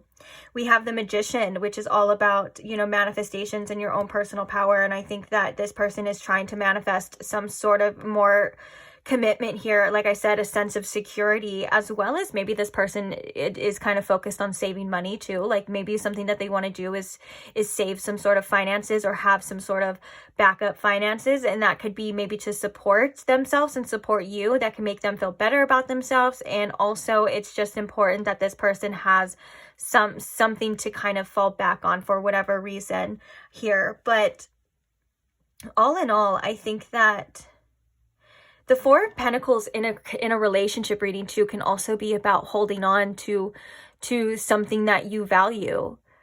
And I think because it's usually depicted as somebody with their coins and they're like hoarding them and holding on to them, but it's because that they want them so badly and they don't want to give it up and they don't want to let it go. And I think that's directly kind of relating to what's happening here with them and according to you and this connection. So I think that the only thing that is really bugging them right now is they feel very restricted when it comes to the future. Maybe the future of this connection is a little bit up in the air right now. Like they're not able to see it clearly when it comes to like your side or what's going to happen, because we have this eagle here, which to me, eagles a lot of the time represent the higher self. They represent spirit or like a higher perspective. And they also can represent freedom as well. And it seems to be trapped in a cage. So I think that when it comes to this person's future right now, they're not able to do all the things that they want to do. Maybe that could be in regards to providing for you, or also they don't know what's going to happen with this connection. So they just feel a little bit restricted or stuck in their circumstances. Also, the Devil here, I think, is indicating a strong desire and a strong connection for you. And I think that there could be a lot of sexual energy that usually comes with the Devil. But I feel like it's with all of this fire here and everything that I'm seeing, it's like this burning desire and not being able to do anything about it. The Empress here also can represent this person having a desire for you or a deep connection and just wanting to spoil you as well. For some reason, I'm getting, this is a very specific message, so this is definitely not going to be for everyone, but for some reason, I'm getting a message here of maybe finding out that some of you had some sort of fertility issues, or maybe there's some fertility with somebody else, like kids with somebody else. That could be something that is troubling them at times too. It's not like I'm not getting that they're angry about it. I'm getting that it's like a little bit of a disappointment. So just if that message is for you, obviously, like I said, that's not going to be for everyone. That's what happens in general readings. So not to worry. But I'm not saying you're going to have fertility issues or anything like that. That's not, you would know if that message is for you. But other than that, I feel like, the Empress here could also indicate this person, maybe wanting to have children with you as well. And the Ten of Pentacles can indicate having a family, because it's all about legacy. It's what you leave behind, or it's what you leave in your future. Like, having kids that's the next generation. And with that being said, that could be something that they feel like they want with you, but maybe they can't have for whatever reason. This person feels a little trapped in their own circumstances for whatever reason. And it's like, this could have been, I'm getting like maybe this person at times too can have a spending problem or maybe a gambling problem too. And that's something that they are trying to work on. It's like they need to be more future oriented. And don't get me wrong, at times they are, and they're realizing that it matters, and they're realizing that they kind of need to change their priorities, and they do really want to shift the focus on you. And this could just be old habits, old ways. I'm hearing the saying as well, old habits die hard, because the Devil energy is all about our desires as well. And it could be affecting, that energy could be affecting the future here with you. So that's something that's coming through, because it's something that is either needing to be worked on, or they're realizing it for some of you too. But let's see. Let's do the oracles as well. So Spirit, what else can you tell us about how this person is feeling right now when it comes to pile 3? Freedom. Oh, look at, we were just talking about feeling restricted and not having that freedom, because we were talking about, that's so funny. We were just talking about the eagle, and I was like, that can represent freedom, and it's here in a cage. So it's like, I possess the power and the free will to create my own happiness. Yeah, I think this person has goals in mind for you and for this connection. But for whatever reason, they feel like they can't act on them, or they can't pursue them right now. And so freedom is something that this person is really wanting, whether that's financial freedom, freedom of to be able to talk to you, to be able to tell you things, whatever it is, they're kind of wanting to break free. This could also be indication of breaking free from old vices, old habits, and old ways that were kind of keeping this person stuck in a certain cycle. Now they're like, okay, that's not working for me anymore. But I don't need to stay this. Like, just because I was a certain way does not mean I need to stay that way forever. That change is possible and is something that this person wants.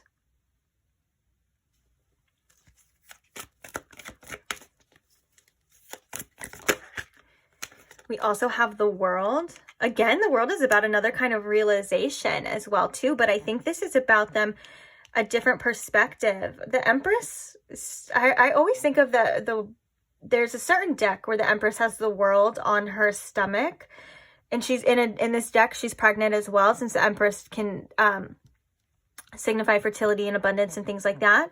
But I'm thinking that maybe like you and this person looks at you as having the World, or like for some of you, if you have, or you are pregnant, or you do have children with this person, they're like, that's my world and I need to be a part of it. Because I'm feeling like they're with this right here, this person kind of zoomed out and looking at the world, they may feel a little bit separate from that right now, or not a part of your world fully, and that's something that they want to bridge this gap with. The Three of Wands can indicate some distance between you and them too, whether that is actual physical distance, like a long distance type of connection.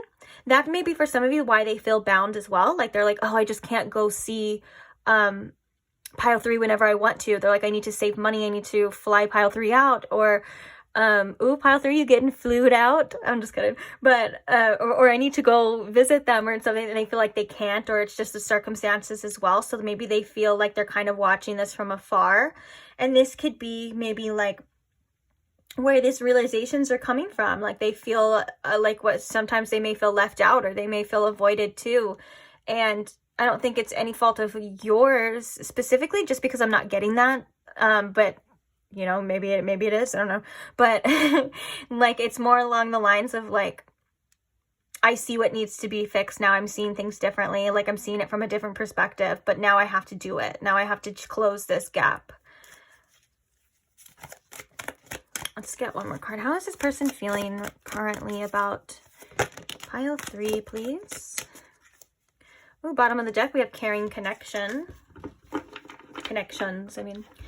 Caring connections. And I was feeling that with that Empress too, that you do hold a very special place in this person's heart. They do seem to have a lot of love for you. Oh, we have health, which is, I will honor the physical vessel that enshrines my soul.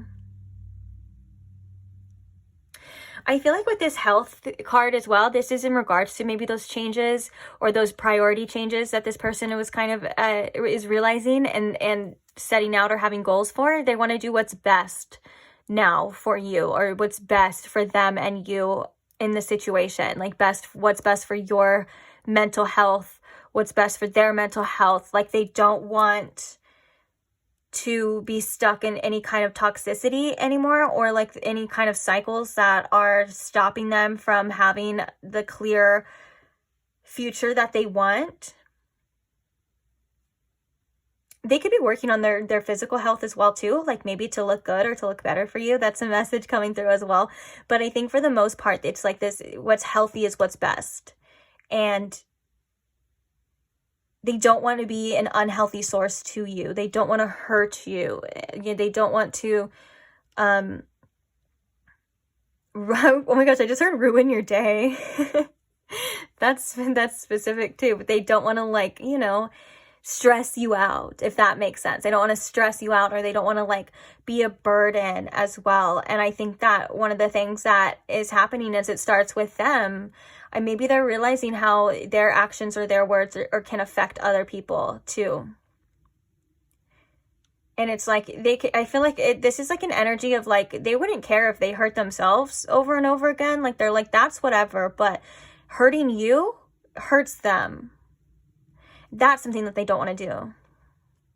Like, I feel like this is the type of person that would hate to see you cry. Like, if you cried in front of this person, they would melt and be very upset.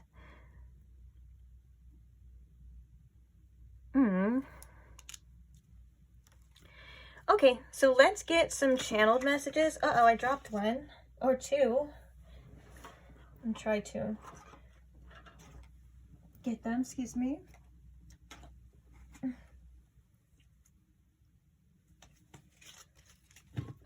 Okay, so I dropped two. They were, I'll put them back. If they meant to come out, they will come out. Excuse me. But we have I want to make it official. And we have I always come running back to you. Those are the two that kind of flew out. So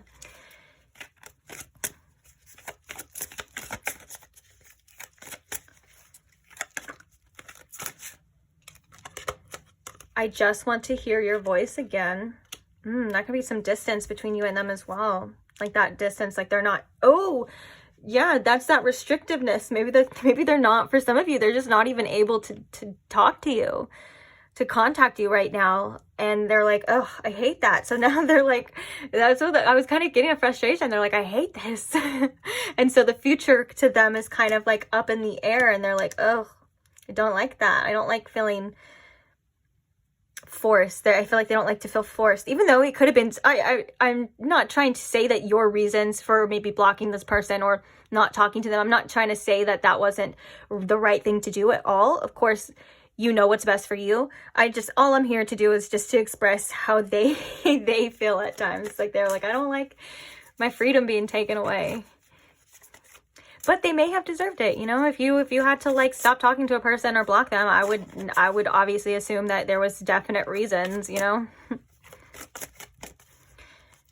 Even though I was gonna say it's the devil's card, I was like, even though the devil's card's here, I'm not here to always play devil's advocate. I'm just here to deliver the messages, okay? So we have, where did you even come from?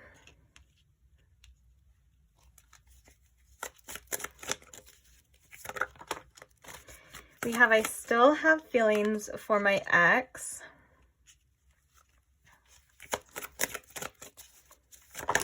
Oh no, why are you flying everywhere? This is just making me work so hard right now. So we have, I regret so many things at the bottom. Let me grab these. Oh, that wasn't as hard as I thought. So we have, I just want to cuddle with you. We have, stay with me forever. We have, I'm happy when I'm with you. Losing you was my karma. Let's just be friends. And I'm tired. I need a break. Yeah. This, so we have, can you forgive me, coming at the bottom as well too. You are always on my mind. Are you who you say you are? There could have been some distrust with this person, or maybe this person had a problem trusting and opening up because of an ex. With this, I still have feelings for my ex. Yes, that could be that they still have like romantic feelings, but I feel like with the other cards and with what we were just looking at as well too, this could be negative attachments, and negative attachments or negative outlooks to connections as well. So it's like the feelings for their ex could be it could be like something negative that happened that caused them to maybe have fear, or to cause them to not trust, you know, that kind of thing as well. But it's like, I feel like with this, I'm happy when I'm with you. I feel really called to talk about it, because I feel strongly that it's like when this person is with you, or like in your presence, maybe for some of you, I'm hearing like on the phone with you. It's like all of that stuff doesn't matter. Like all of that goes away and they're happy and they're content. But it seems like the second they're not with you, or maybe there's like that distance or you guys don't talk, then all of these other things start to come up again. Whether that's like the doubts or the insecurities and things like that. Because I feel like with this let's just be friends as well, it could be a need for or want for this person to just start over. But also it's like, if you're not in contact with this person or you're not talking to this person, they're like, I'll just be your friend just so I can still have you in my life.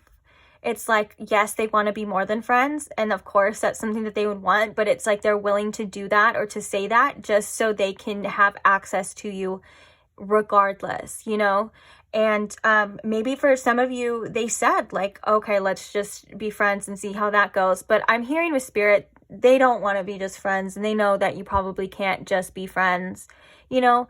And it's more or less like that's just what they would say, just to, you know, be like, oh, well, I can still talk to you. I can still see how you're doing. I can, you know, blah, blah. And then maybe possibly rekindle a connection. That's kind of like what I'm seeing here as well.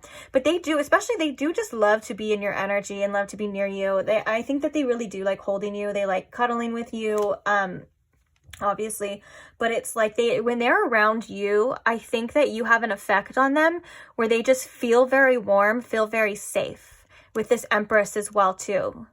And like I said, so it's like when you're in their presence or when you're with them or like close to them, like whether that's through the phone or they're just able to talk to you, they feel very good and very safe. They're like, this is all I need. But when it's not the case, it seems to go completely the opposite way. Maybe this person did need to lose you to figure something out, to realize that could have been that Four of Cups and that Ace of Wands. Like them, again, we were talking about that being a discontent with the way things are going right now, has really shown this person what the truth of this situation is. Like, okay, well, now that you feel like this way without pile 3, you know, maybe you should be better. Maybe you should act better. You know, you should treat pile 3 the way that they deserve. And I think that's kind of where we're like, there's, oh, and I'm hearing your channeled song again. The Hoobastank, the reason is you. Like they're like, wow, like I never had a reason to change, or I never had a reason to do better or want better. But now they're like, I do have a great reason, and it's you, because they don't want to lose you.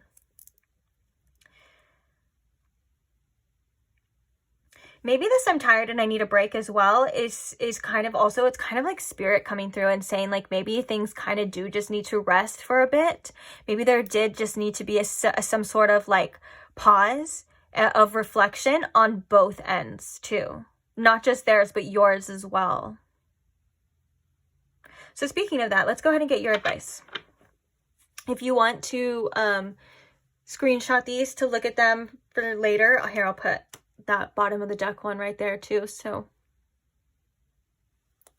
you can, because now we're going to be looking at your advice. So Spirit, what advice do we have for pile 3 here in regards to this connection, or just anything they may need to hear at this time too? I do kind of like to leave the advice open a bit, because so it can, anything you need to hear, you know.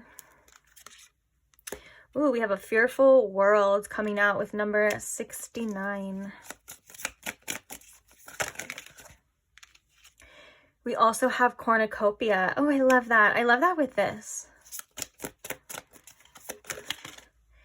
And we have, you can't find goodness because you lost your heart, which this came up in another pile as well too. And the imagery is very powerful here.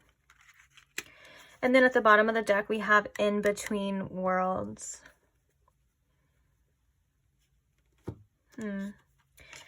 555 could be significant for you as well too, just because I'm drawn to the 55. Also, that is the number 10, and that is the number of completion as well as new beginnings here. 69 is a number of balance as well. It also reminds me of, of course, we all know what 69 is. We're adults here. Well, I don't know if you're an adult, but anyways, let's be adults here, and we don't need to talk about what 69 means. What I meant to say before I got that, like that huge message of like, 69. And let's just face it, we're all not really adults on the inside. We can be children. Anyways, focus. I'm so sorry. 69 reminds me of Cancer, the Cancer symbol, so the zodiac sign. And that could be about, you know, deep emotions at times. And also when you think about Cancer's the ruler of the 4th house, which is the home, which is like things that make us feel safe, make us feel comfortable.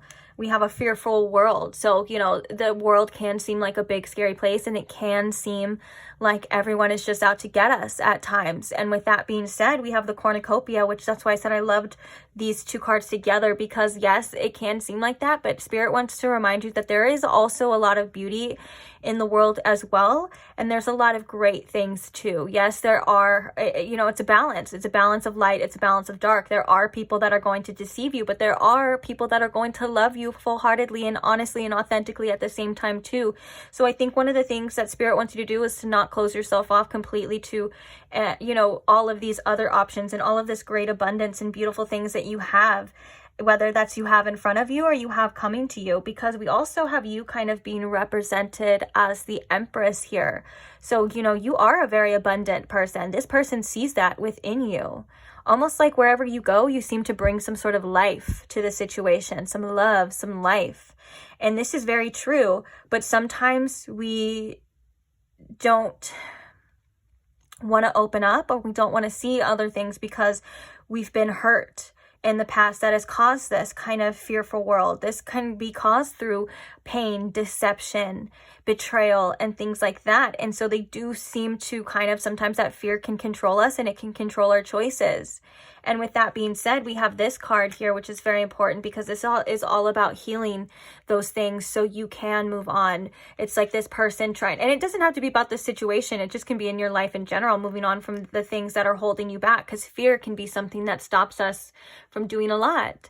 You know, fear can be something that holds us back altogether. So we have this kind of going back and reviewing some things within the heart and feeling some things, because it's like you're trying to move on, but there's your heart still in this place that I think you do need to revisit. And this kind of came up in the other reading as well too, because we were talking about the same thing, like revisiting past wounds and past things. And sometimes that can feel like we're going backwards. Sometimes it feels like we're letting things in and we're like, no, we've overcome that, we've improved.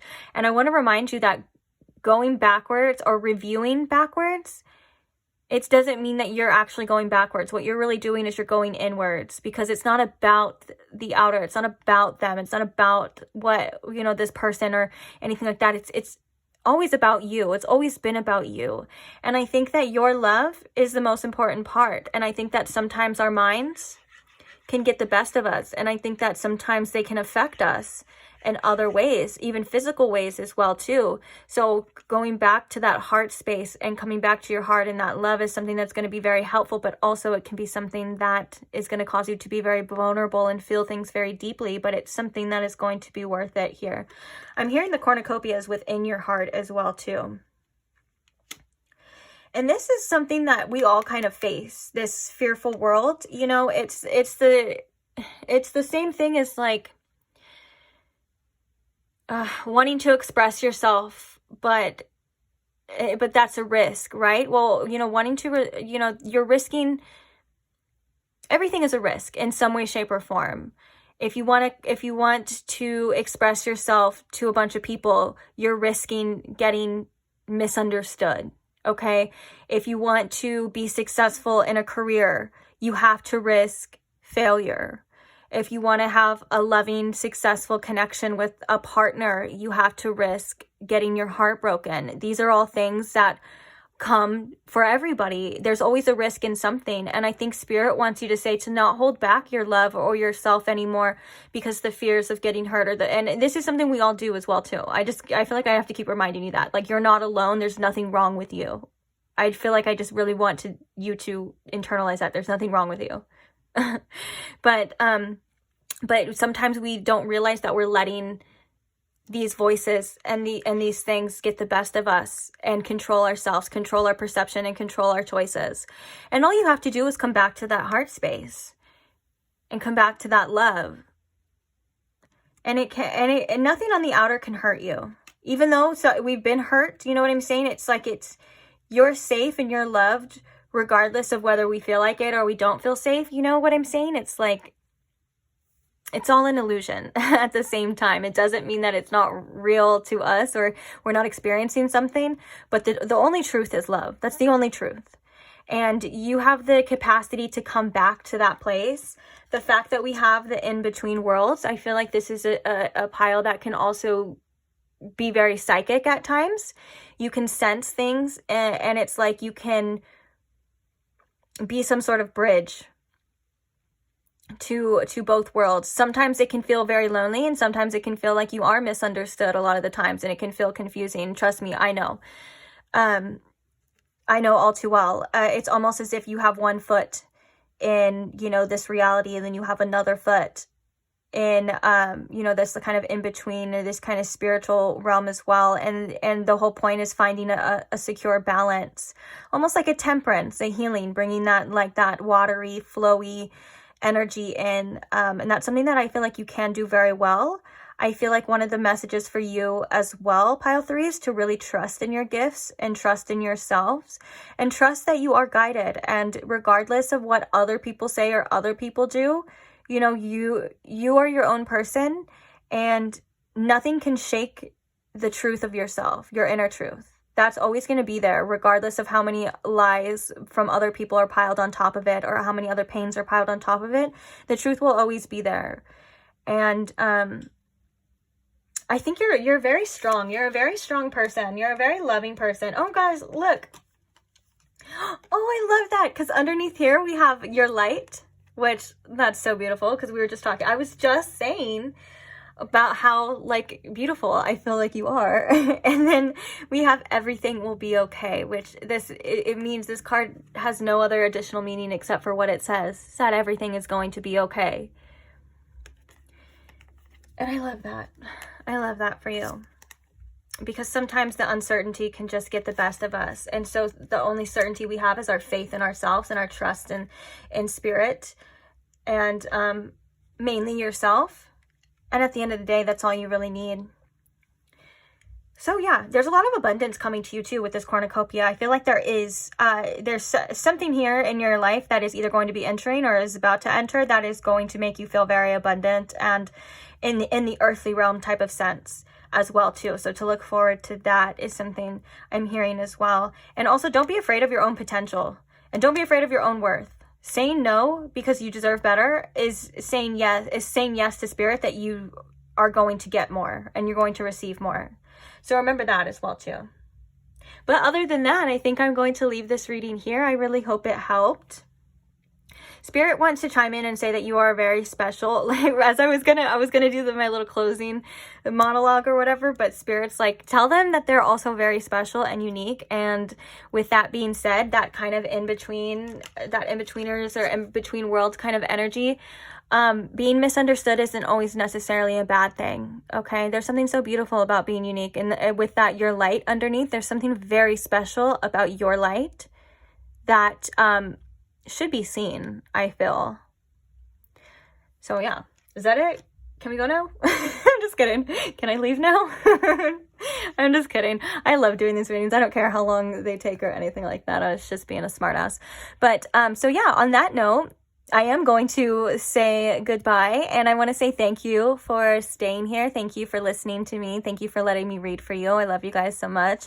I love all the support. I love the comments. Thank you so much for anyone who just likes the video. That's such a simple way to support.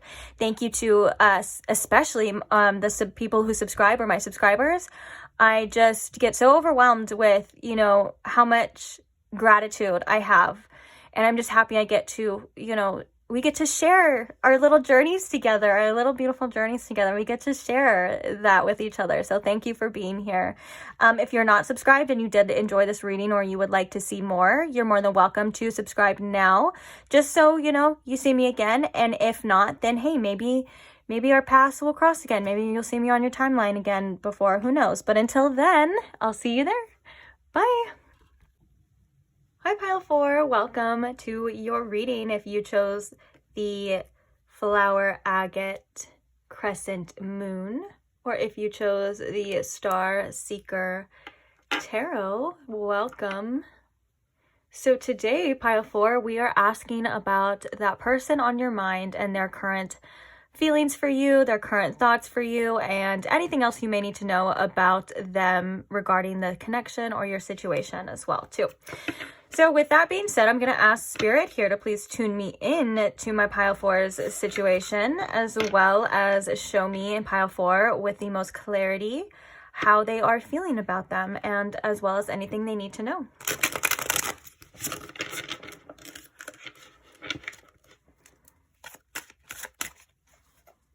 So how are they feeling about you?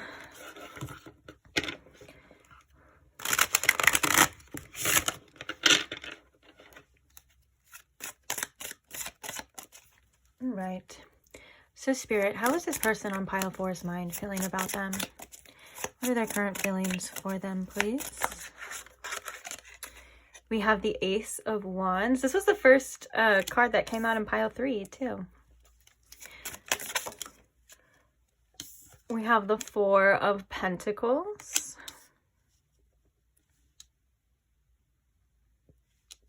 Actually, this card came out in pile 3 too. That's funny. Oh well. I mean, if you felt called to pile 3, that could be, this could be a sign for you to check it out. But if not, don't worry about it. You're already here. If things are meant to come out for you that maybe you missed in pile 3, they'll probably most likely come out for you here. I wouldn't worry too much about it. All right. How are they currently feeling right now about my pile 4? We have the Ace of Pentacles.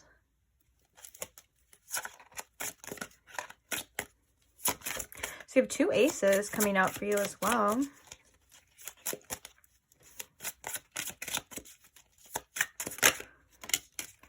And we have the Knight of Cups. Wow. Okay, let's just get a couple clarifiers and we will begin. So clarifying this Ace of Wands here, please.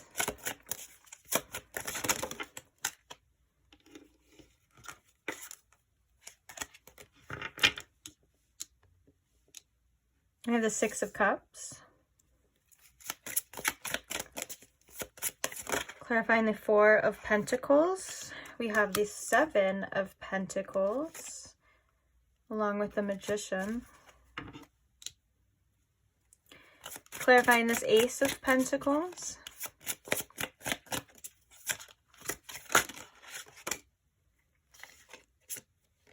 Okay, we have the Eight of Swords. And then we have the Two of Swords as well. Okay, I'm actually feeling like sorry, these two go together. I'm gonna clarifier for this one. As I put that with the Knight of Cups, that immediately just felt so wrong. So, gotta follow the feelings. All right, clarifying this Knight of Cups here, please.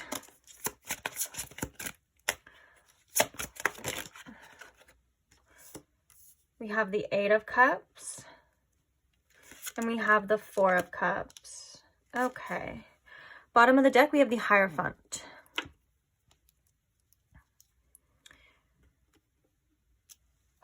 Oops. Stay. Okay. Sorry.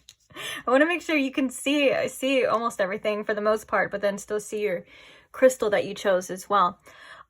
Okay, so how is this person currently feeling about you? I think right now, this person is feeling very nostalgic. They think a lot about you in the past, and I think that's giving them kind of inspiration. They think about past experiences with you, or just maybe like if they had you in the past, or if you guys were together. Just with the Six of Cups, I feel like it's a very good feeling. It's not bad. It's more or less, it's nostalgic, but it's also like kind of soulmatey, if that makes sense. They're like reminiscing about good times, and it's making them want to either do something about it, or it's giving them ideas about what they want here with you. Now we have the Four of Pentacles and we have the Seven of Pentacles. I can see that this person is definitely holding on to you and holding on to this connection, even though the future kind of seems a little bit unknown. I feel like right now they're feeling like it's a little bit up in the air, like they don't know where it's going to go, or what's going to happen. And I think that they're deciding right now what they should put their energy into. We have this Knight of Cups here and this Eight of Cups and this Four of Cups. So what they're feeling right now is they do feel like they have like feelings for you, romantic feelings for you. And they're feeling like if they have to let go, that's not something that they really want to do. With this Four of Cups here, like the Four of Cups to me right now is representing like that would be something that would make them discontent. I feel like they may not feel like they have any choice, but I do believe that they do, because I feel like when it comes to making decisions here, they let their fear and they let their mind kind of keep them stuck. The Eight of Swords coming out with the Two of Swords is definitely an overthinking. It's an analysis paralysis. It's, I don't know what to do, so I don't know if I can do anything. And with the Ace of Pentacles, this is about them trying to figure out or take some sort of opportunity here with you, whether that's presenting you with an opportunity, because I feel like the Ace of Pentacles and then the next card to come out, the Knight of Cups, would be like, okay, I have, like, letting you know, like, I have feelings for you. Kind of like an offer kind of thing here too. I'm also really drawn to the fact that the Ace of Pentacles is the sun in this card, and it's got this like warm energy around it, and it's all snowy down here. So it's like, you know, it's something that would kind of come through and melt the ice. Maybe that's something that they want to do with you, have some sort of icebreaker that they can present to you what they want, or they can tell you how they feel, or they can see what's on your mind. Basically, this is like the potential of an opportunity and where it could go. They definitely, you know, want it to go in the romantic direction. The Hierophant at the bottom of the deck can even indicate committed, like a committed connection, a committed relationship. But I think this is like an energy too of like maybe getting in your own way. We have this like trapped in fear, are not seeing the truth. We have both of these cards, which both of these people are blindfolded. So it's like they're trying to see something, they're trying to make a choice, they're trying to make a decision, but they're really not seeing this situation clearly. And I think that they're not seeing themselves clearly. I feel strongly for you, Pile 4. There's a little bit of lack of confidence within this person's decisions. And I think that there's a fear of stepping out and being confident and getting rejected or getting hurt here from you again. The Two of Swords is definitely, like we were talking about, an overthinking energy, but it's also the fact of the matter is this person is not facing the water and they're not facing the moon, which could also indicate them denying their intuition when it comes to making the best choice here. So it's like, I think with this Eight of Swords too, there's also a person, they're also not facing the moon here as well. They're definitely letting their head rule over their heart and get the best of them. I feel like this is almost like an energy. It sounds kind of sad, but it's almost like an energy of them thinking like, well, there's no way. This can't work. You know, kind of that kind of mindset here when it comes to this connection, regardless of the feelings and everything. It's like they're not, I keep hearing, for some reason, I keep hearing I'm damned if I do and I'm damned if I don't. So that could be how this person is thinking or their mindset right now, because it's like they feel like they have this particular outlook on what would happen here with this connection or how it would go. And then they have this outlook of like, well, I don't want to let go. That's not what I want either. And I just heard, like, I almost heard like an angry voice right now. And it was like, well, figure it out. That could be coming from you. For sure, I could see that. That could just be like the frustration of this, or this person's own frustration of like, I need to figure it out fast. Like, I need to make a decision. I need to decide. And it's not that it's not the decision of like whether they want this or not. It's like they have to just do something about it, because they can't stay like, you know, in their head the whole time, stay in the past or whatever.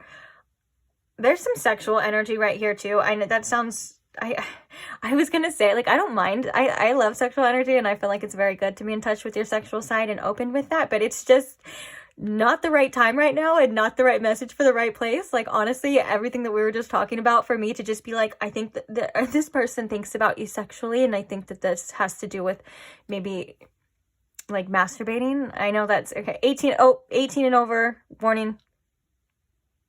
Anyways, Wasn't that so out of place though?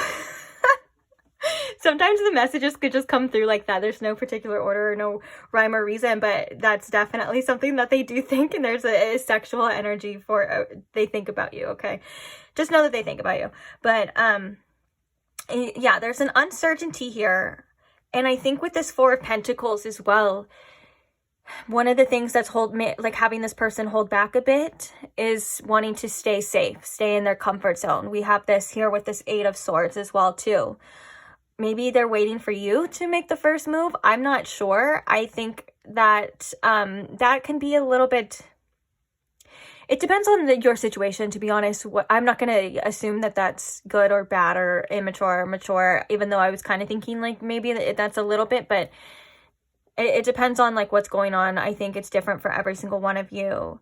But of course, you know, you deserve somebody that's able to come out and say how they feel, or, you know, not leave you guessing, or, you know, treat you like an option. All of those things for sure. That's definitely truth right there, that you deserve someone. And I think that this is something that they want to do. They're just a little intimidated and afraid. I think that, like I said before, I keep getting the message that this person may have some sort of self-esteem issues. And so that's why there was that frustration message of like, we'll figure it out. But also there's this like kind of like a compassion for them that I'm kind of feeling a little bit too, because it's kind of sad on to a specific extent. I don't think that's the whole reason, but it's there, and it may be buried in there as well too. But yeah, when they make choices, they may decide through fear. So there could be an energy of like, well, I can get extremely hurt through this connection, so let's just not. And that's them making a choice through fear of like, you know, wanting to have this false sense of control. So they choose the worst outcome already before, you know, instead of letting it see where it goes, or seeing what it could be, because that seems to be scarier at times, if that makes sense. But then there's this energy of like, I don't want to walk away. I have feelings too. And so I think that this person is really contemplating this situation though. Like we have overthinking energy, and there is a lot of contemplation and reflection too. So don't get me wrong. I do think you are on this person's mind. And I think that they are feeling some sort of pressure here about making a choice. And I'm hearing that they want to know what you want as well too, with this Hierophant. Like they're like, is this going to be a committed relationship? Is it not? Does pile 4 want a relationship with me? Do they not? And you know, for some of you, you could even have said that you want a relationship with this person, or you could say exactly what you want, but it's not about, sometimes it's about what they believe. They're like, are they fooling me? Let's see some oracles here for you. All right, Spirit, what else can you tell us about how this person is feeling about pile 4? Oh, we have relationships. I am attracted to those people who serve my higher good. So they do want, it seems they do want a relationship here with you. Okay, so we have the Magician and the Mirror. And we have adjacent possibilities in reverse. Do they think that it's like, do they think that this is even possible to have this with you? It's like, do they think that they're fooling themselves? With this adjacent possibilities in reverse, they're like, is that even an option? Can I have that? The Magician in the Mirror is all about your outlook as well too. It's about everything reflecting what it is you feel, what it is you see. So that makes a lot of sense. If they're not able to see this as something possible, that's something within them, not you, of course. It has nothing to do with how they're viewing you or anything. That's like their own beliefs and how they're viewing the world and relationships. How they view relationships definitely affects their choices and what they see to be true and what they see to not be true. They may view a lot of relationships as a, you know, inevitable disappointment, as something that's going to hurt, instead of viewing it as, well, you know, this could be everything that I've ever wanted. This can be something that fulfills me and makes me happy as well. We have denial at the bottom of the deck too. This person could be in denial of their feelings a lot of the time. Oh, this Four of Cups can definitely indicate denying feelings, because if you look at the imagery here, you know, this person has their cups and they're focused on that. Well, there's a beautiful, huge, big old cup right there that they're not even willing to see. But they know it's like, you know, this person knows it's there, but they're like, ugh, I can't do this again. I can't even go there. Interesting. And I don't think it's their 100% denial. If I can be honest, it's not like they're like denying you or denying it. I think it's a little bit of an avoidance, if that makes sense. A little avoidant attachment style maybe coming through. What else can you tell us? Ooh, door to personal healing and happiness. Ooh, I love that.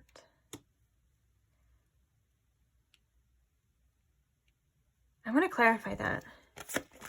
Clarify this door to personal healing and happiness. Okay, so we have blossoming abundance in reverse. Potential is definitely that. Potential, potential, potential. It sounds so silly, but it's like this door to personal and healing and happiness is something that could be so scary for this person to walk through. It's not that they don't want it. And that's the thing sometimes with certain people, like if you have an avoidant attachment style, a lot of people think, oh, well, if it's avoidant, that you're like, you don't want a connection or you don't want anything. That's not the truth all the time. A lot of the times people with some sort of avoidance and connections, they crave intimacy and they crave relationships just like everybody else. It's just that when they get triggered with it, or it's like when they see something like that, they can tend to pull back a bit, maybe take a couple steps back, maybe try their best to detach. And that is due to, you know, that's due to kind of fear of intimacy. Again, fear of getting hurt, things that we're kind of seeing here as well. The blossoming abundance in reverse doesn't mean that just because it's in reverse doesn't mean that it's not there. It's like almost like they're like, oh shit, it is there. If that, you know, if that makes sense. It's like there is a lot of potential here. Should I get one more of these? Let's get one more before we get the channel message. Channel messages, I should say. All right, we have guilt. I release the need. Oh wait, no. Oh, I was reading another one, like another card. What card was that? I release the need to know all the answers. Ooh, I don't know where the hell that came from. Anyways, I release any beliefs that no longer assist my soul's growth. Wow, okay. This is about this person choosing growth over fear. This is about choosing and following their heart over choosing to maybe avoid or to let something go. I think that they're at this crossroads right now because of their feelings for you, pile 4. It's made them really have to stop and make a decision that the decision is like, okay, we're gonna do it this time. This is something that they're being pushed towards by their spirit team, is they're being pushed towards growth. Their spirit team does not want them to stay safe all the time. They want them to get out of their comfort zone. They want them to experience this relationship and experience this connection and, put yourself out there. I think there's a fear of risk taking when it comes to matters of the heart for this person that they're being guided to definitely overcome. So this makes a lot of sense now.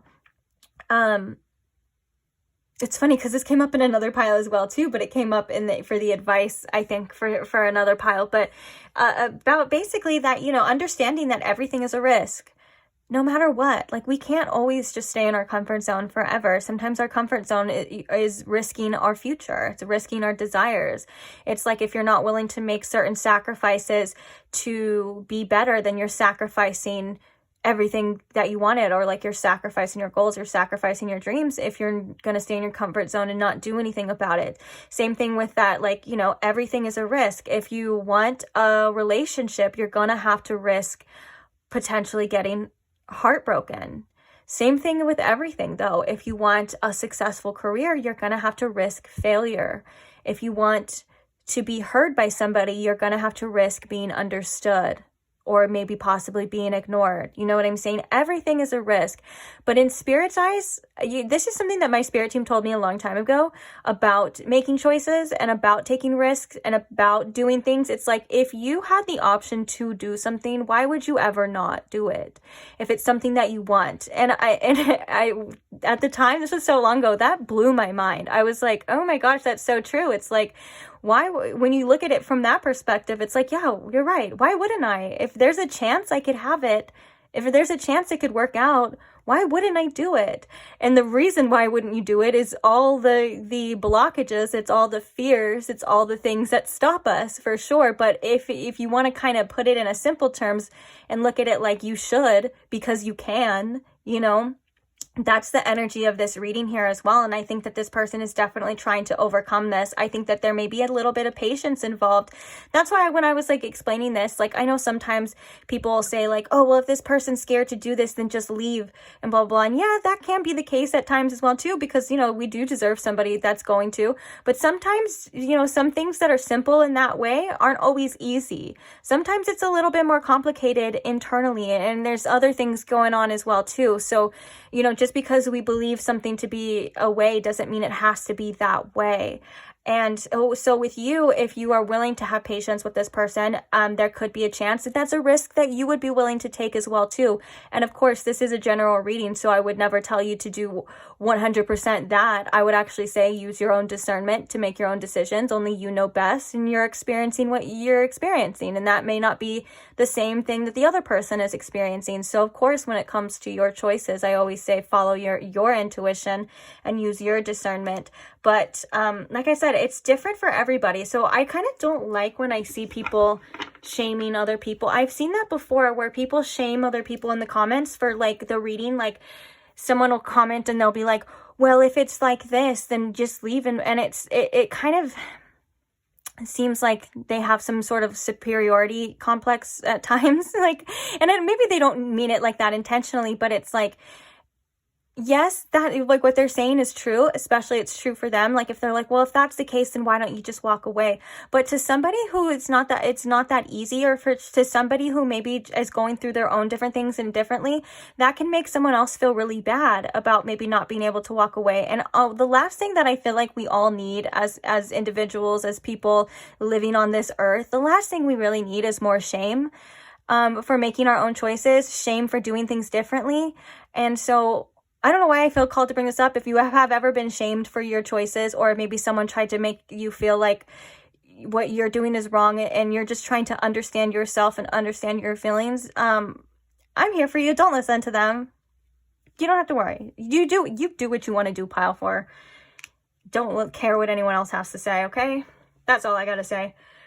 So yeah, so I kind of see this person as like their spirit team kind of pushing them to grow, pushing them to go deeper, per se, in this, pushing them towards commitment and stuff. So I guess it seems to be here, like, we'll see what happens, you know, with them. If that's something you're willing to see, hey, if you've been waiting, you know, for this person, or maybe you gave them other chances, or there's other things, you know, that we're not seeing here in this reading, and you're like, Vibrant Soul Tarot, I'm not waiting anymore. I'm fed up.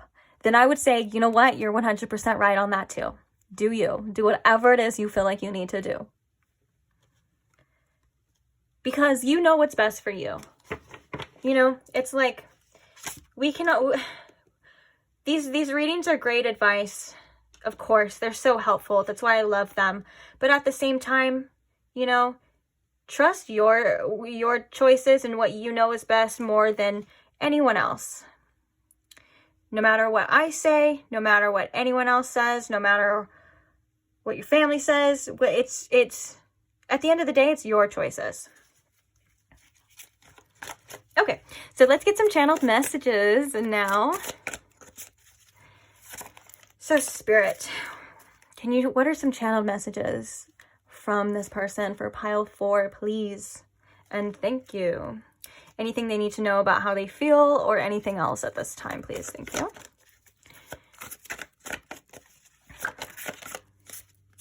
I'm holding back. Yeah, that's kind of what we were seeing as well with this 2 of Swords, of like, I'm not able to make a decision right now, and I'm not able to express myself because they're like, that's... Actually, I have a reading that says, why are they holding back? So I don't know how far down it is. It shouldn't be too far. Probably like I maybe did it like last month or something. So if that's something you're interested in, check that out as well too. So we have, I have trust issues. I definitely think that clarifies that as well too. So maybe you don't have to. Maybe you don't have to. But they were pretty good. That was a good reading, if I remember correctly. That was a good pick a card that I was like, whoa. You know how sometimes you're going in expecting something to be like this, and then it turns out like completely different. It was different than what I thought it was going to be. So, but I do believe that these trust issues extend to trusting themselves at the same time too. This could be, you know, for example, if you feel like you followed your heart and your heart got broken, you're gonna maybe think, well, I don't know if I can trust myself anymore. I don't know if I can trust these feelings, if I can trust my heart. But in reality, it's a lot of the times our heart was leading us to a situation that happened that way for a specific reason. I know sometimes we don't want to see that, or that sounds like, what the heck, like why would our heart do that? It's because a lot of the times there are things that we can benefit from experiencing a situation where we end up getting cracked open, and we have all of these wounds or all of these things that we've been avoiding or not seen within ourselves come to the surface to let out and heal. Honestly, you know, at the time when it's happening, it doesn't seem like that's a good thing, but a lot of the time it's very, very beneficial. And take this for me, I am an 8th house Venus, okay? Almost all the situations and the relationships I've been have been tough, okay, to say the least. But I've had experience with a lot of trauma and things like that. So I'm coming to you from a perspective of somebody that has experienced like relationships like that, and can still preach this and believe this 100% to this day, that they were beneficial for me, that they showed me. And after, you know, obviously in 8th house Venus, let me just say, you know, like transformation and going through a death and rebirth cycle just makes you so much better. It's crazy. And I feel like that was my whole point here too, about the heart. Like our heart can lead us to situations where it works out like that because we were meant to. Like that Rumi quote. I think I've said this before in other readings too. That Rumi quote, like kind of like how I was talking about getting cracked open. Oh yeah, your wounds is where the light comes in. I'm pretty sure he says it way better and way more poetic than I am, but it's the same. It's essentially the same thing. All those wounds that you felt like you got cracked open, that's where the light floods in. And that makes you better. And obviously, it's not every connection that's going to be that way, you know? It's not everything that is out to hurt you. And that's why that trust issues can come in, because now you're like, well, I don't want to get hurt again, but I don't know. But at the same time, if that's the case, it's probably for a reason. Okay. Continuing on. So we have just give me one more chance. I don't know if I want to read all of these because it's like a huge stack. Usually if it's like a good amount, but don't worry, if they're meant to come out, they will come out again. I've seen that so many times where I'm like, I put a card back and then it'll literally come out again. So, because if it was like enough, I would do it, but I don't need to explain it. We'll see. Just don't worry about it.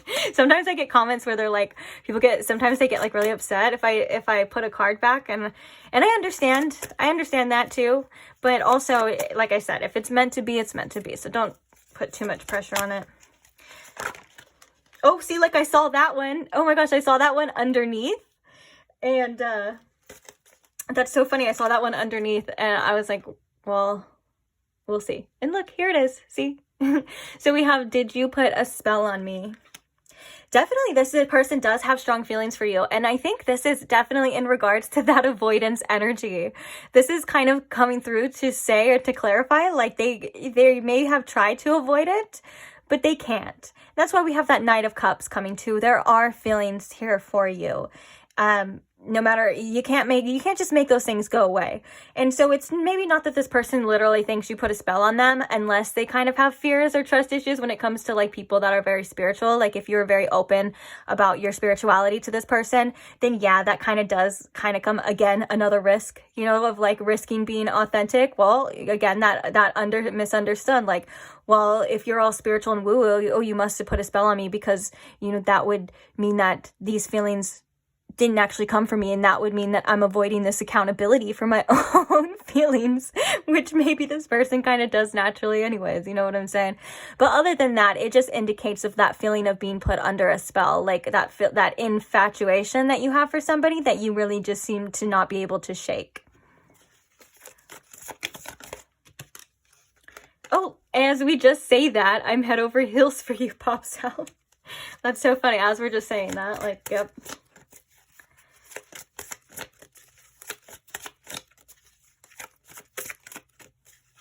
So what are some more channeled messages here for pile 4?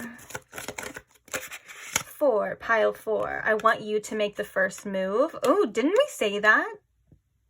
I can't remember, but I think I said that. That I think this person wants you to make the first move. It may not even be the first move anymore at this point, you know, but did I say that? Oh well, it doesn't matter. It's being said now.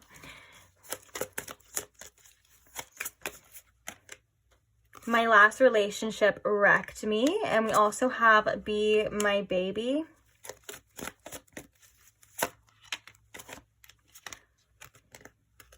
I'm trying to get my shit together. And then we have Tell Me You Love Me, along with, oops, I'm going through a lot right now at the bottom of the deck. Aren't we all? Okay, this one keeps wanting to pop out, so I'm going to put that right there. That's like the second time it keeps like sliding forward. Okay. So what do we have under here now? I don't know if we can fix this. And if you never want to talk to me again, I'll understand. Okay. I was going to say maybe that if you never want to talk to me again, I'll understand, is maybe this person kind of taking accountability for their part as well. But I wouldn't say that's enough. Like, it's not enough. But I do think this person is kind of going through some things. They could be going through, with the Four of Pentacles too, they could be kind of maybe going through some financial things as well. But for the most part, we do have confirmation about my last relationship wrecked me, about that trust issues, how we were just talking about the whole heart thing, about, yeah, maybe not feeling like you can follow your heart now because it didn't lead you to, you know, the outcome you wanted in the past. And again, that growth that their spirit team wants them to kind of look into and to overcome is to, well, like, open your heart again. Well, not everything is going to be like that, or you never know. And, you know, when we think about it, it's kind of just a part of life. When we look back on our lives as a whole, you know, we see that the heartbreaks or the hard times can be just as important as the good times as well, because we learn so much from them. And we also appreciate the good. And we, like, same thing with a relationship. You can appreciate a healthy relationship so much more after you just got out of a toxic one. There's a lot of importance to duality. And it's important to remember that not everything is one way. And not everything, like, it's the same thing as, like, not, you know, if you're trying to feel a person out, you know, not every person that says they're good is 100% good. That's not possible. Just like a person that seems bad is not 100% bad. We all have both sides to us, and the same thing with life and our experiences and our relationships. So yeah, it seems that these are very consistent and identical with the messages before too, of like the feelings are there, but I'm scared, you know. And I do feel like a fear around my heart chakra.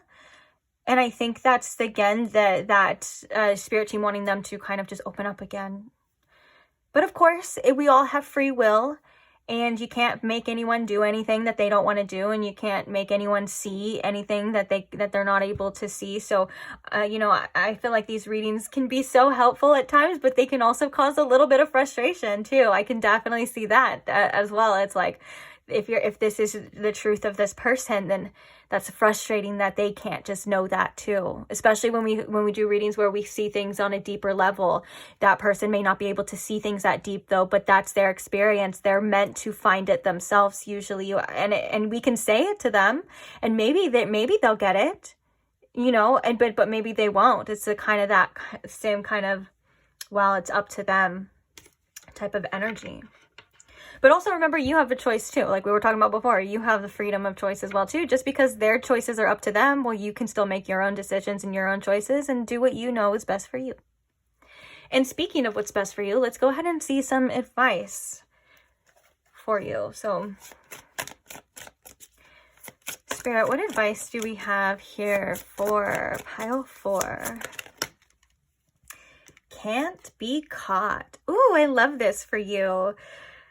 This is about no one else being able to bring you down anymore. Like once you reach a certain level, which I feel like you have, it's like, and nothing that's not worth your time or anyone that's trying to bring you down or in any type of way can't hurt you. With this, look at, we have party leader at the bottom too. We will talk about that in a second, but with this can't be caught, it's like, anyone who's just trying to bring you down is only trying to bring you down because they're already beneath you, okay? And it's obviously because they see something in you that they feel like they can't have. And you're just, I feel like, better than a lot of situations that you have experienced, but also they've made you realize how much better you are and how much more you deserve. So remember that as well too. It's like, with this can't be caught, you're like, you know, you can try to bring me down, but just know I'm a shine. I'm a shine regardless. And this can also be in the matters too of you overcoming situations too, like situations that are maybe trying to bring you down right now, you will overcome.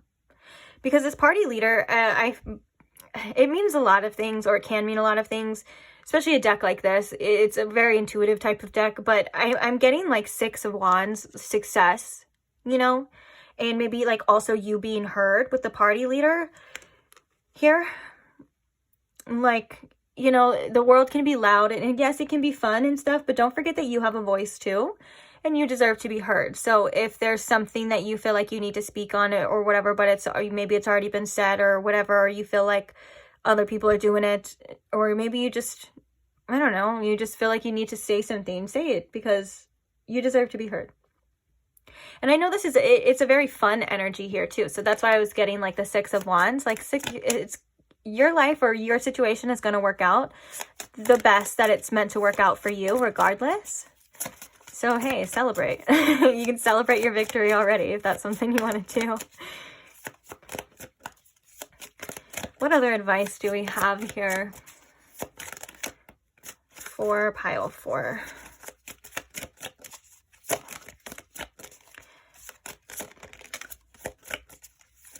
Ooh, I don't know why I just heard catch me on the other side. I don't know what that means. Maybe that means something to you. Or, I mean, intuitively, I can say on the other side of this, like on an obstacle and mountain, like your like higher self is coming through and saying, you just catch me over there. Cash me outside. I don't know. So we have dream travel with number 52. We also have green with a number 78. Oh, I was just going to say heart chakra energy with green for sure. And growth as well. Growth with the plants and things. But then under here we have protect your heart too. It's funny how this person's reading a lot of the time was like them opening up their heart. And then the bottom of your message is protect your heart. This could be in regards to boundaries. And again, like we were talking about what it is that you deserve. Nurturing yourself, nurturing your own heart and your own growth. But sometimes if you outgrow people, especially with this can't be caught, if you are on another level than somebody or you outgrow them, one of the hardest things sometimes is to accept that, because it's almost nearly impossible. Once you've got a sense of awareness and a sense of growth, it is almost nearly impossible to go back to that old version or to see things the same way as you did before, stay in a situation for too long. And so I feel like you are somebody that is growing here. And sometimes that means you have to adjust your choices and adjust the things in your life as well accordingly. Sometimes that means people. Sometimes that means you've outgrown a situation or places. Now, it may be specifically this, or this just may be in like a general sense. Again, general reading, it's up to you. But pay attention to your dreams as well. Your dreams are definitely trying to send you messages from your higher self, from your subconscious. Oh my gosh, speaking of subconscious, I just had a dream the other day of like my literal subconscious like coming to me. It was pretty wild, but sometimes I even get this like sense of awareness in my dreams. Like one time I had this dream about this giant eagle, freaking giant eagle, man, and it flew like right next to me, and we just sat there in quiet. And I just remember specifically in the dream, and I'm laughing because sometimes I'll ignore things, and spirit literally has to be like, knock knock, hello, like here it is. And so or else I'll just be like and so like spirit knows me so well. So basically in the dream, like I started walking away, and I look back at the eagle, and I'm like, eagle, is this a sign? And then the eagle just nods its head, and I was like, okay. So I don't know why I'm sharing that story with you. Your dreams are signs as well for you as well. Ask your spirit team too to show you things, show you truth in your dreams. Be prepared for it to be very symbolic, and maybe for you to not understand it 100% of the time. Sometimes I remember dreams years ago, and I know that they're meant to come back around because I'm still remembering them. Like I had a dream of a solar eclipse, I want to say like in 2020. That was specifically for me for this solar eclipse that we just had in 2023. And you know what I'm saying? It's like, and it was a whole season. It was nuts. And I have a lot of weird dreams as well. I have Neptune in the first house and stuff like that. So regardless of the placements, your dreams are important. So spirit wants you to pay attention to them. I'm so sorry. I don't know why I keep sharing my stories. I hope you don't mind. I don't know, maybe they help other people in other ways. I know for in the past, I've shared like a story where I've kind of felt like, oh, maybe I shouldn't say that, or maybe it's not apparent to the reading, and then I'll see a comment where someone's like, thank you for sharing that, or whatever. So I'm hoping that that's it. If not, maybe just getting some entertainment out of it. But I'm sorry if I'm oversharing too much. But back to you with this green. Yeah, your growth and this is like love energy here. Also, there's a message to eat more greens. Eat your greens too. And remember who's deserving and who's not. Not everyone is deserving of your love and of your time. And you know that as well. And then like we were talking about before too, your growth and your development. Also, you could be someone who astral travels in your dream, and that's pretty cool. So maybe tap into that if you want to tap in more to like your subconscious or like your abilities. Maybe like deep meditation. That's something that, I mean, I don't do as much anymore, but when I used to do it, man, I would be shown some things that were quite literally out of this world. Like I'm talking about like on alien spaceships, or I'm talking about like quite literally in other worlds at the same time. So if that's something you'd be willing to look into, it's something that you do have to be very open-minded to. And also, I feel called to remind people to be perspective, or I don't know what the word I'm trying to think of what that is. It's sometimes symbolic and sometimes not. So it's like you kind of have to use your own discernment. And like I said, I've been shown like things in meditation, like straight up like images that I still don't even understand to this day, if I can be real. And I'm just waiting for the truth, because I've had things again where like it took years to come back around, and I'm like, that's what it means. Spirit doesn't go by time, to be honest. So when it's time. So maybe I just feel like called to not take some things so literally, unless you feel like it's like past life regression, because that can happen as well too. But this is something that you would have to do, trust your discernment. Maybe past life regression is something you'd be wanting to look into. They have like people that can specifically help you with that. as well too. So I'm getting a little off track here. I am gonna let you go, pile 4. I just want to say thank you for listening to me and letting me blab on. I hope, like I said, I hope it's okay. But I hope you also enjoyed this reading, and I want to say thank you. Oh, it's 4:44 on the clock too. I want to also say thank you to all who subscribe, all who like the videos, all who comment and share your stories and share your support with other people, and to the channel as well. It makes me so grateful to just, you know, get to be here at the same time as you, and we get to share cross our little life paths together, and I just appreciate every single one of you, and I can't thank you enough. And I can't wait to read for you guys in the next one. So if you're not subscribed and you don't want to miss the next one, you can subscribe now if you want. If not, maybe I'll see you again. Maybe I'll be on your timeline again. Who knows? But until then, bye.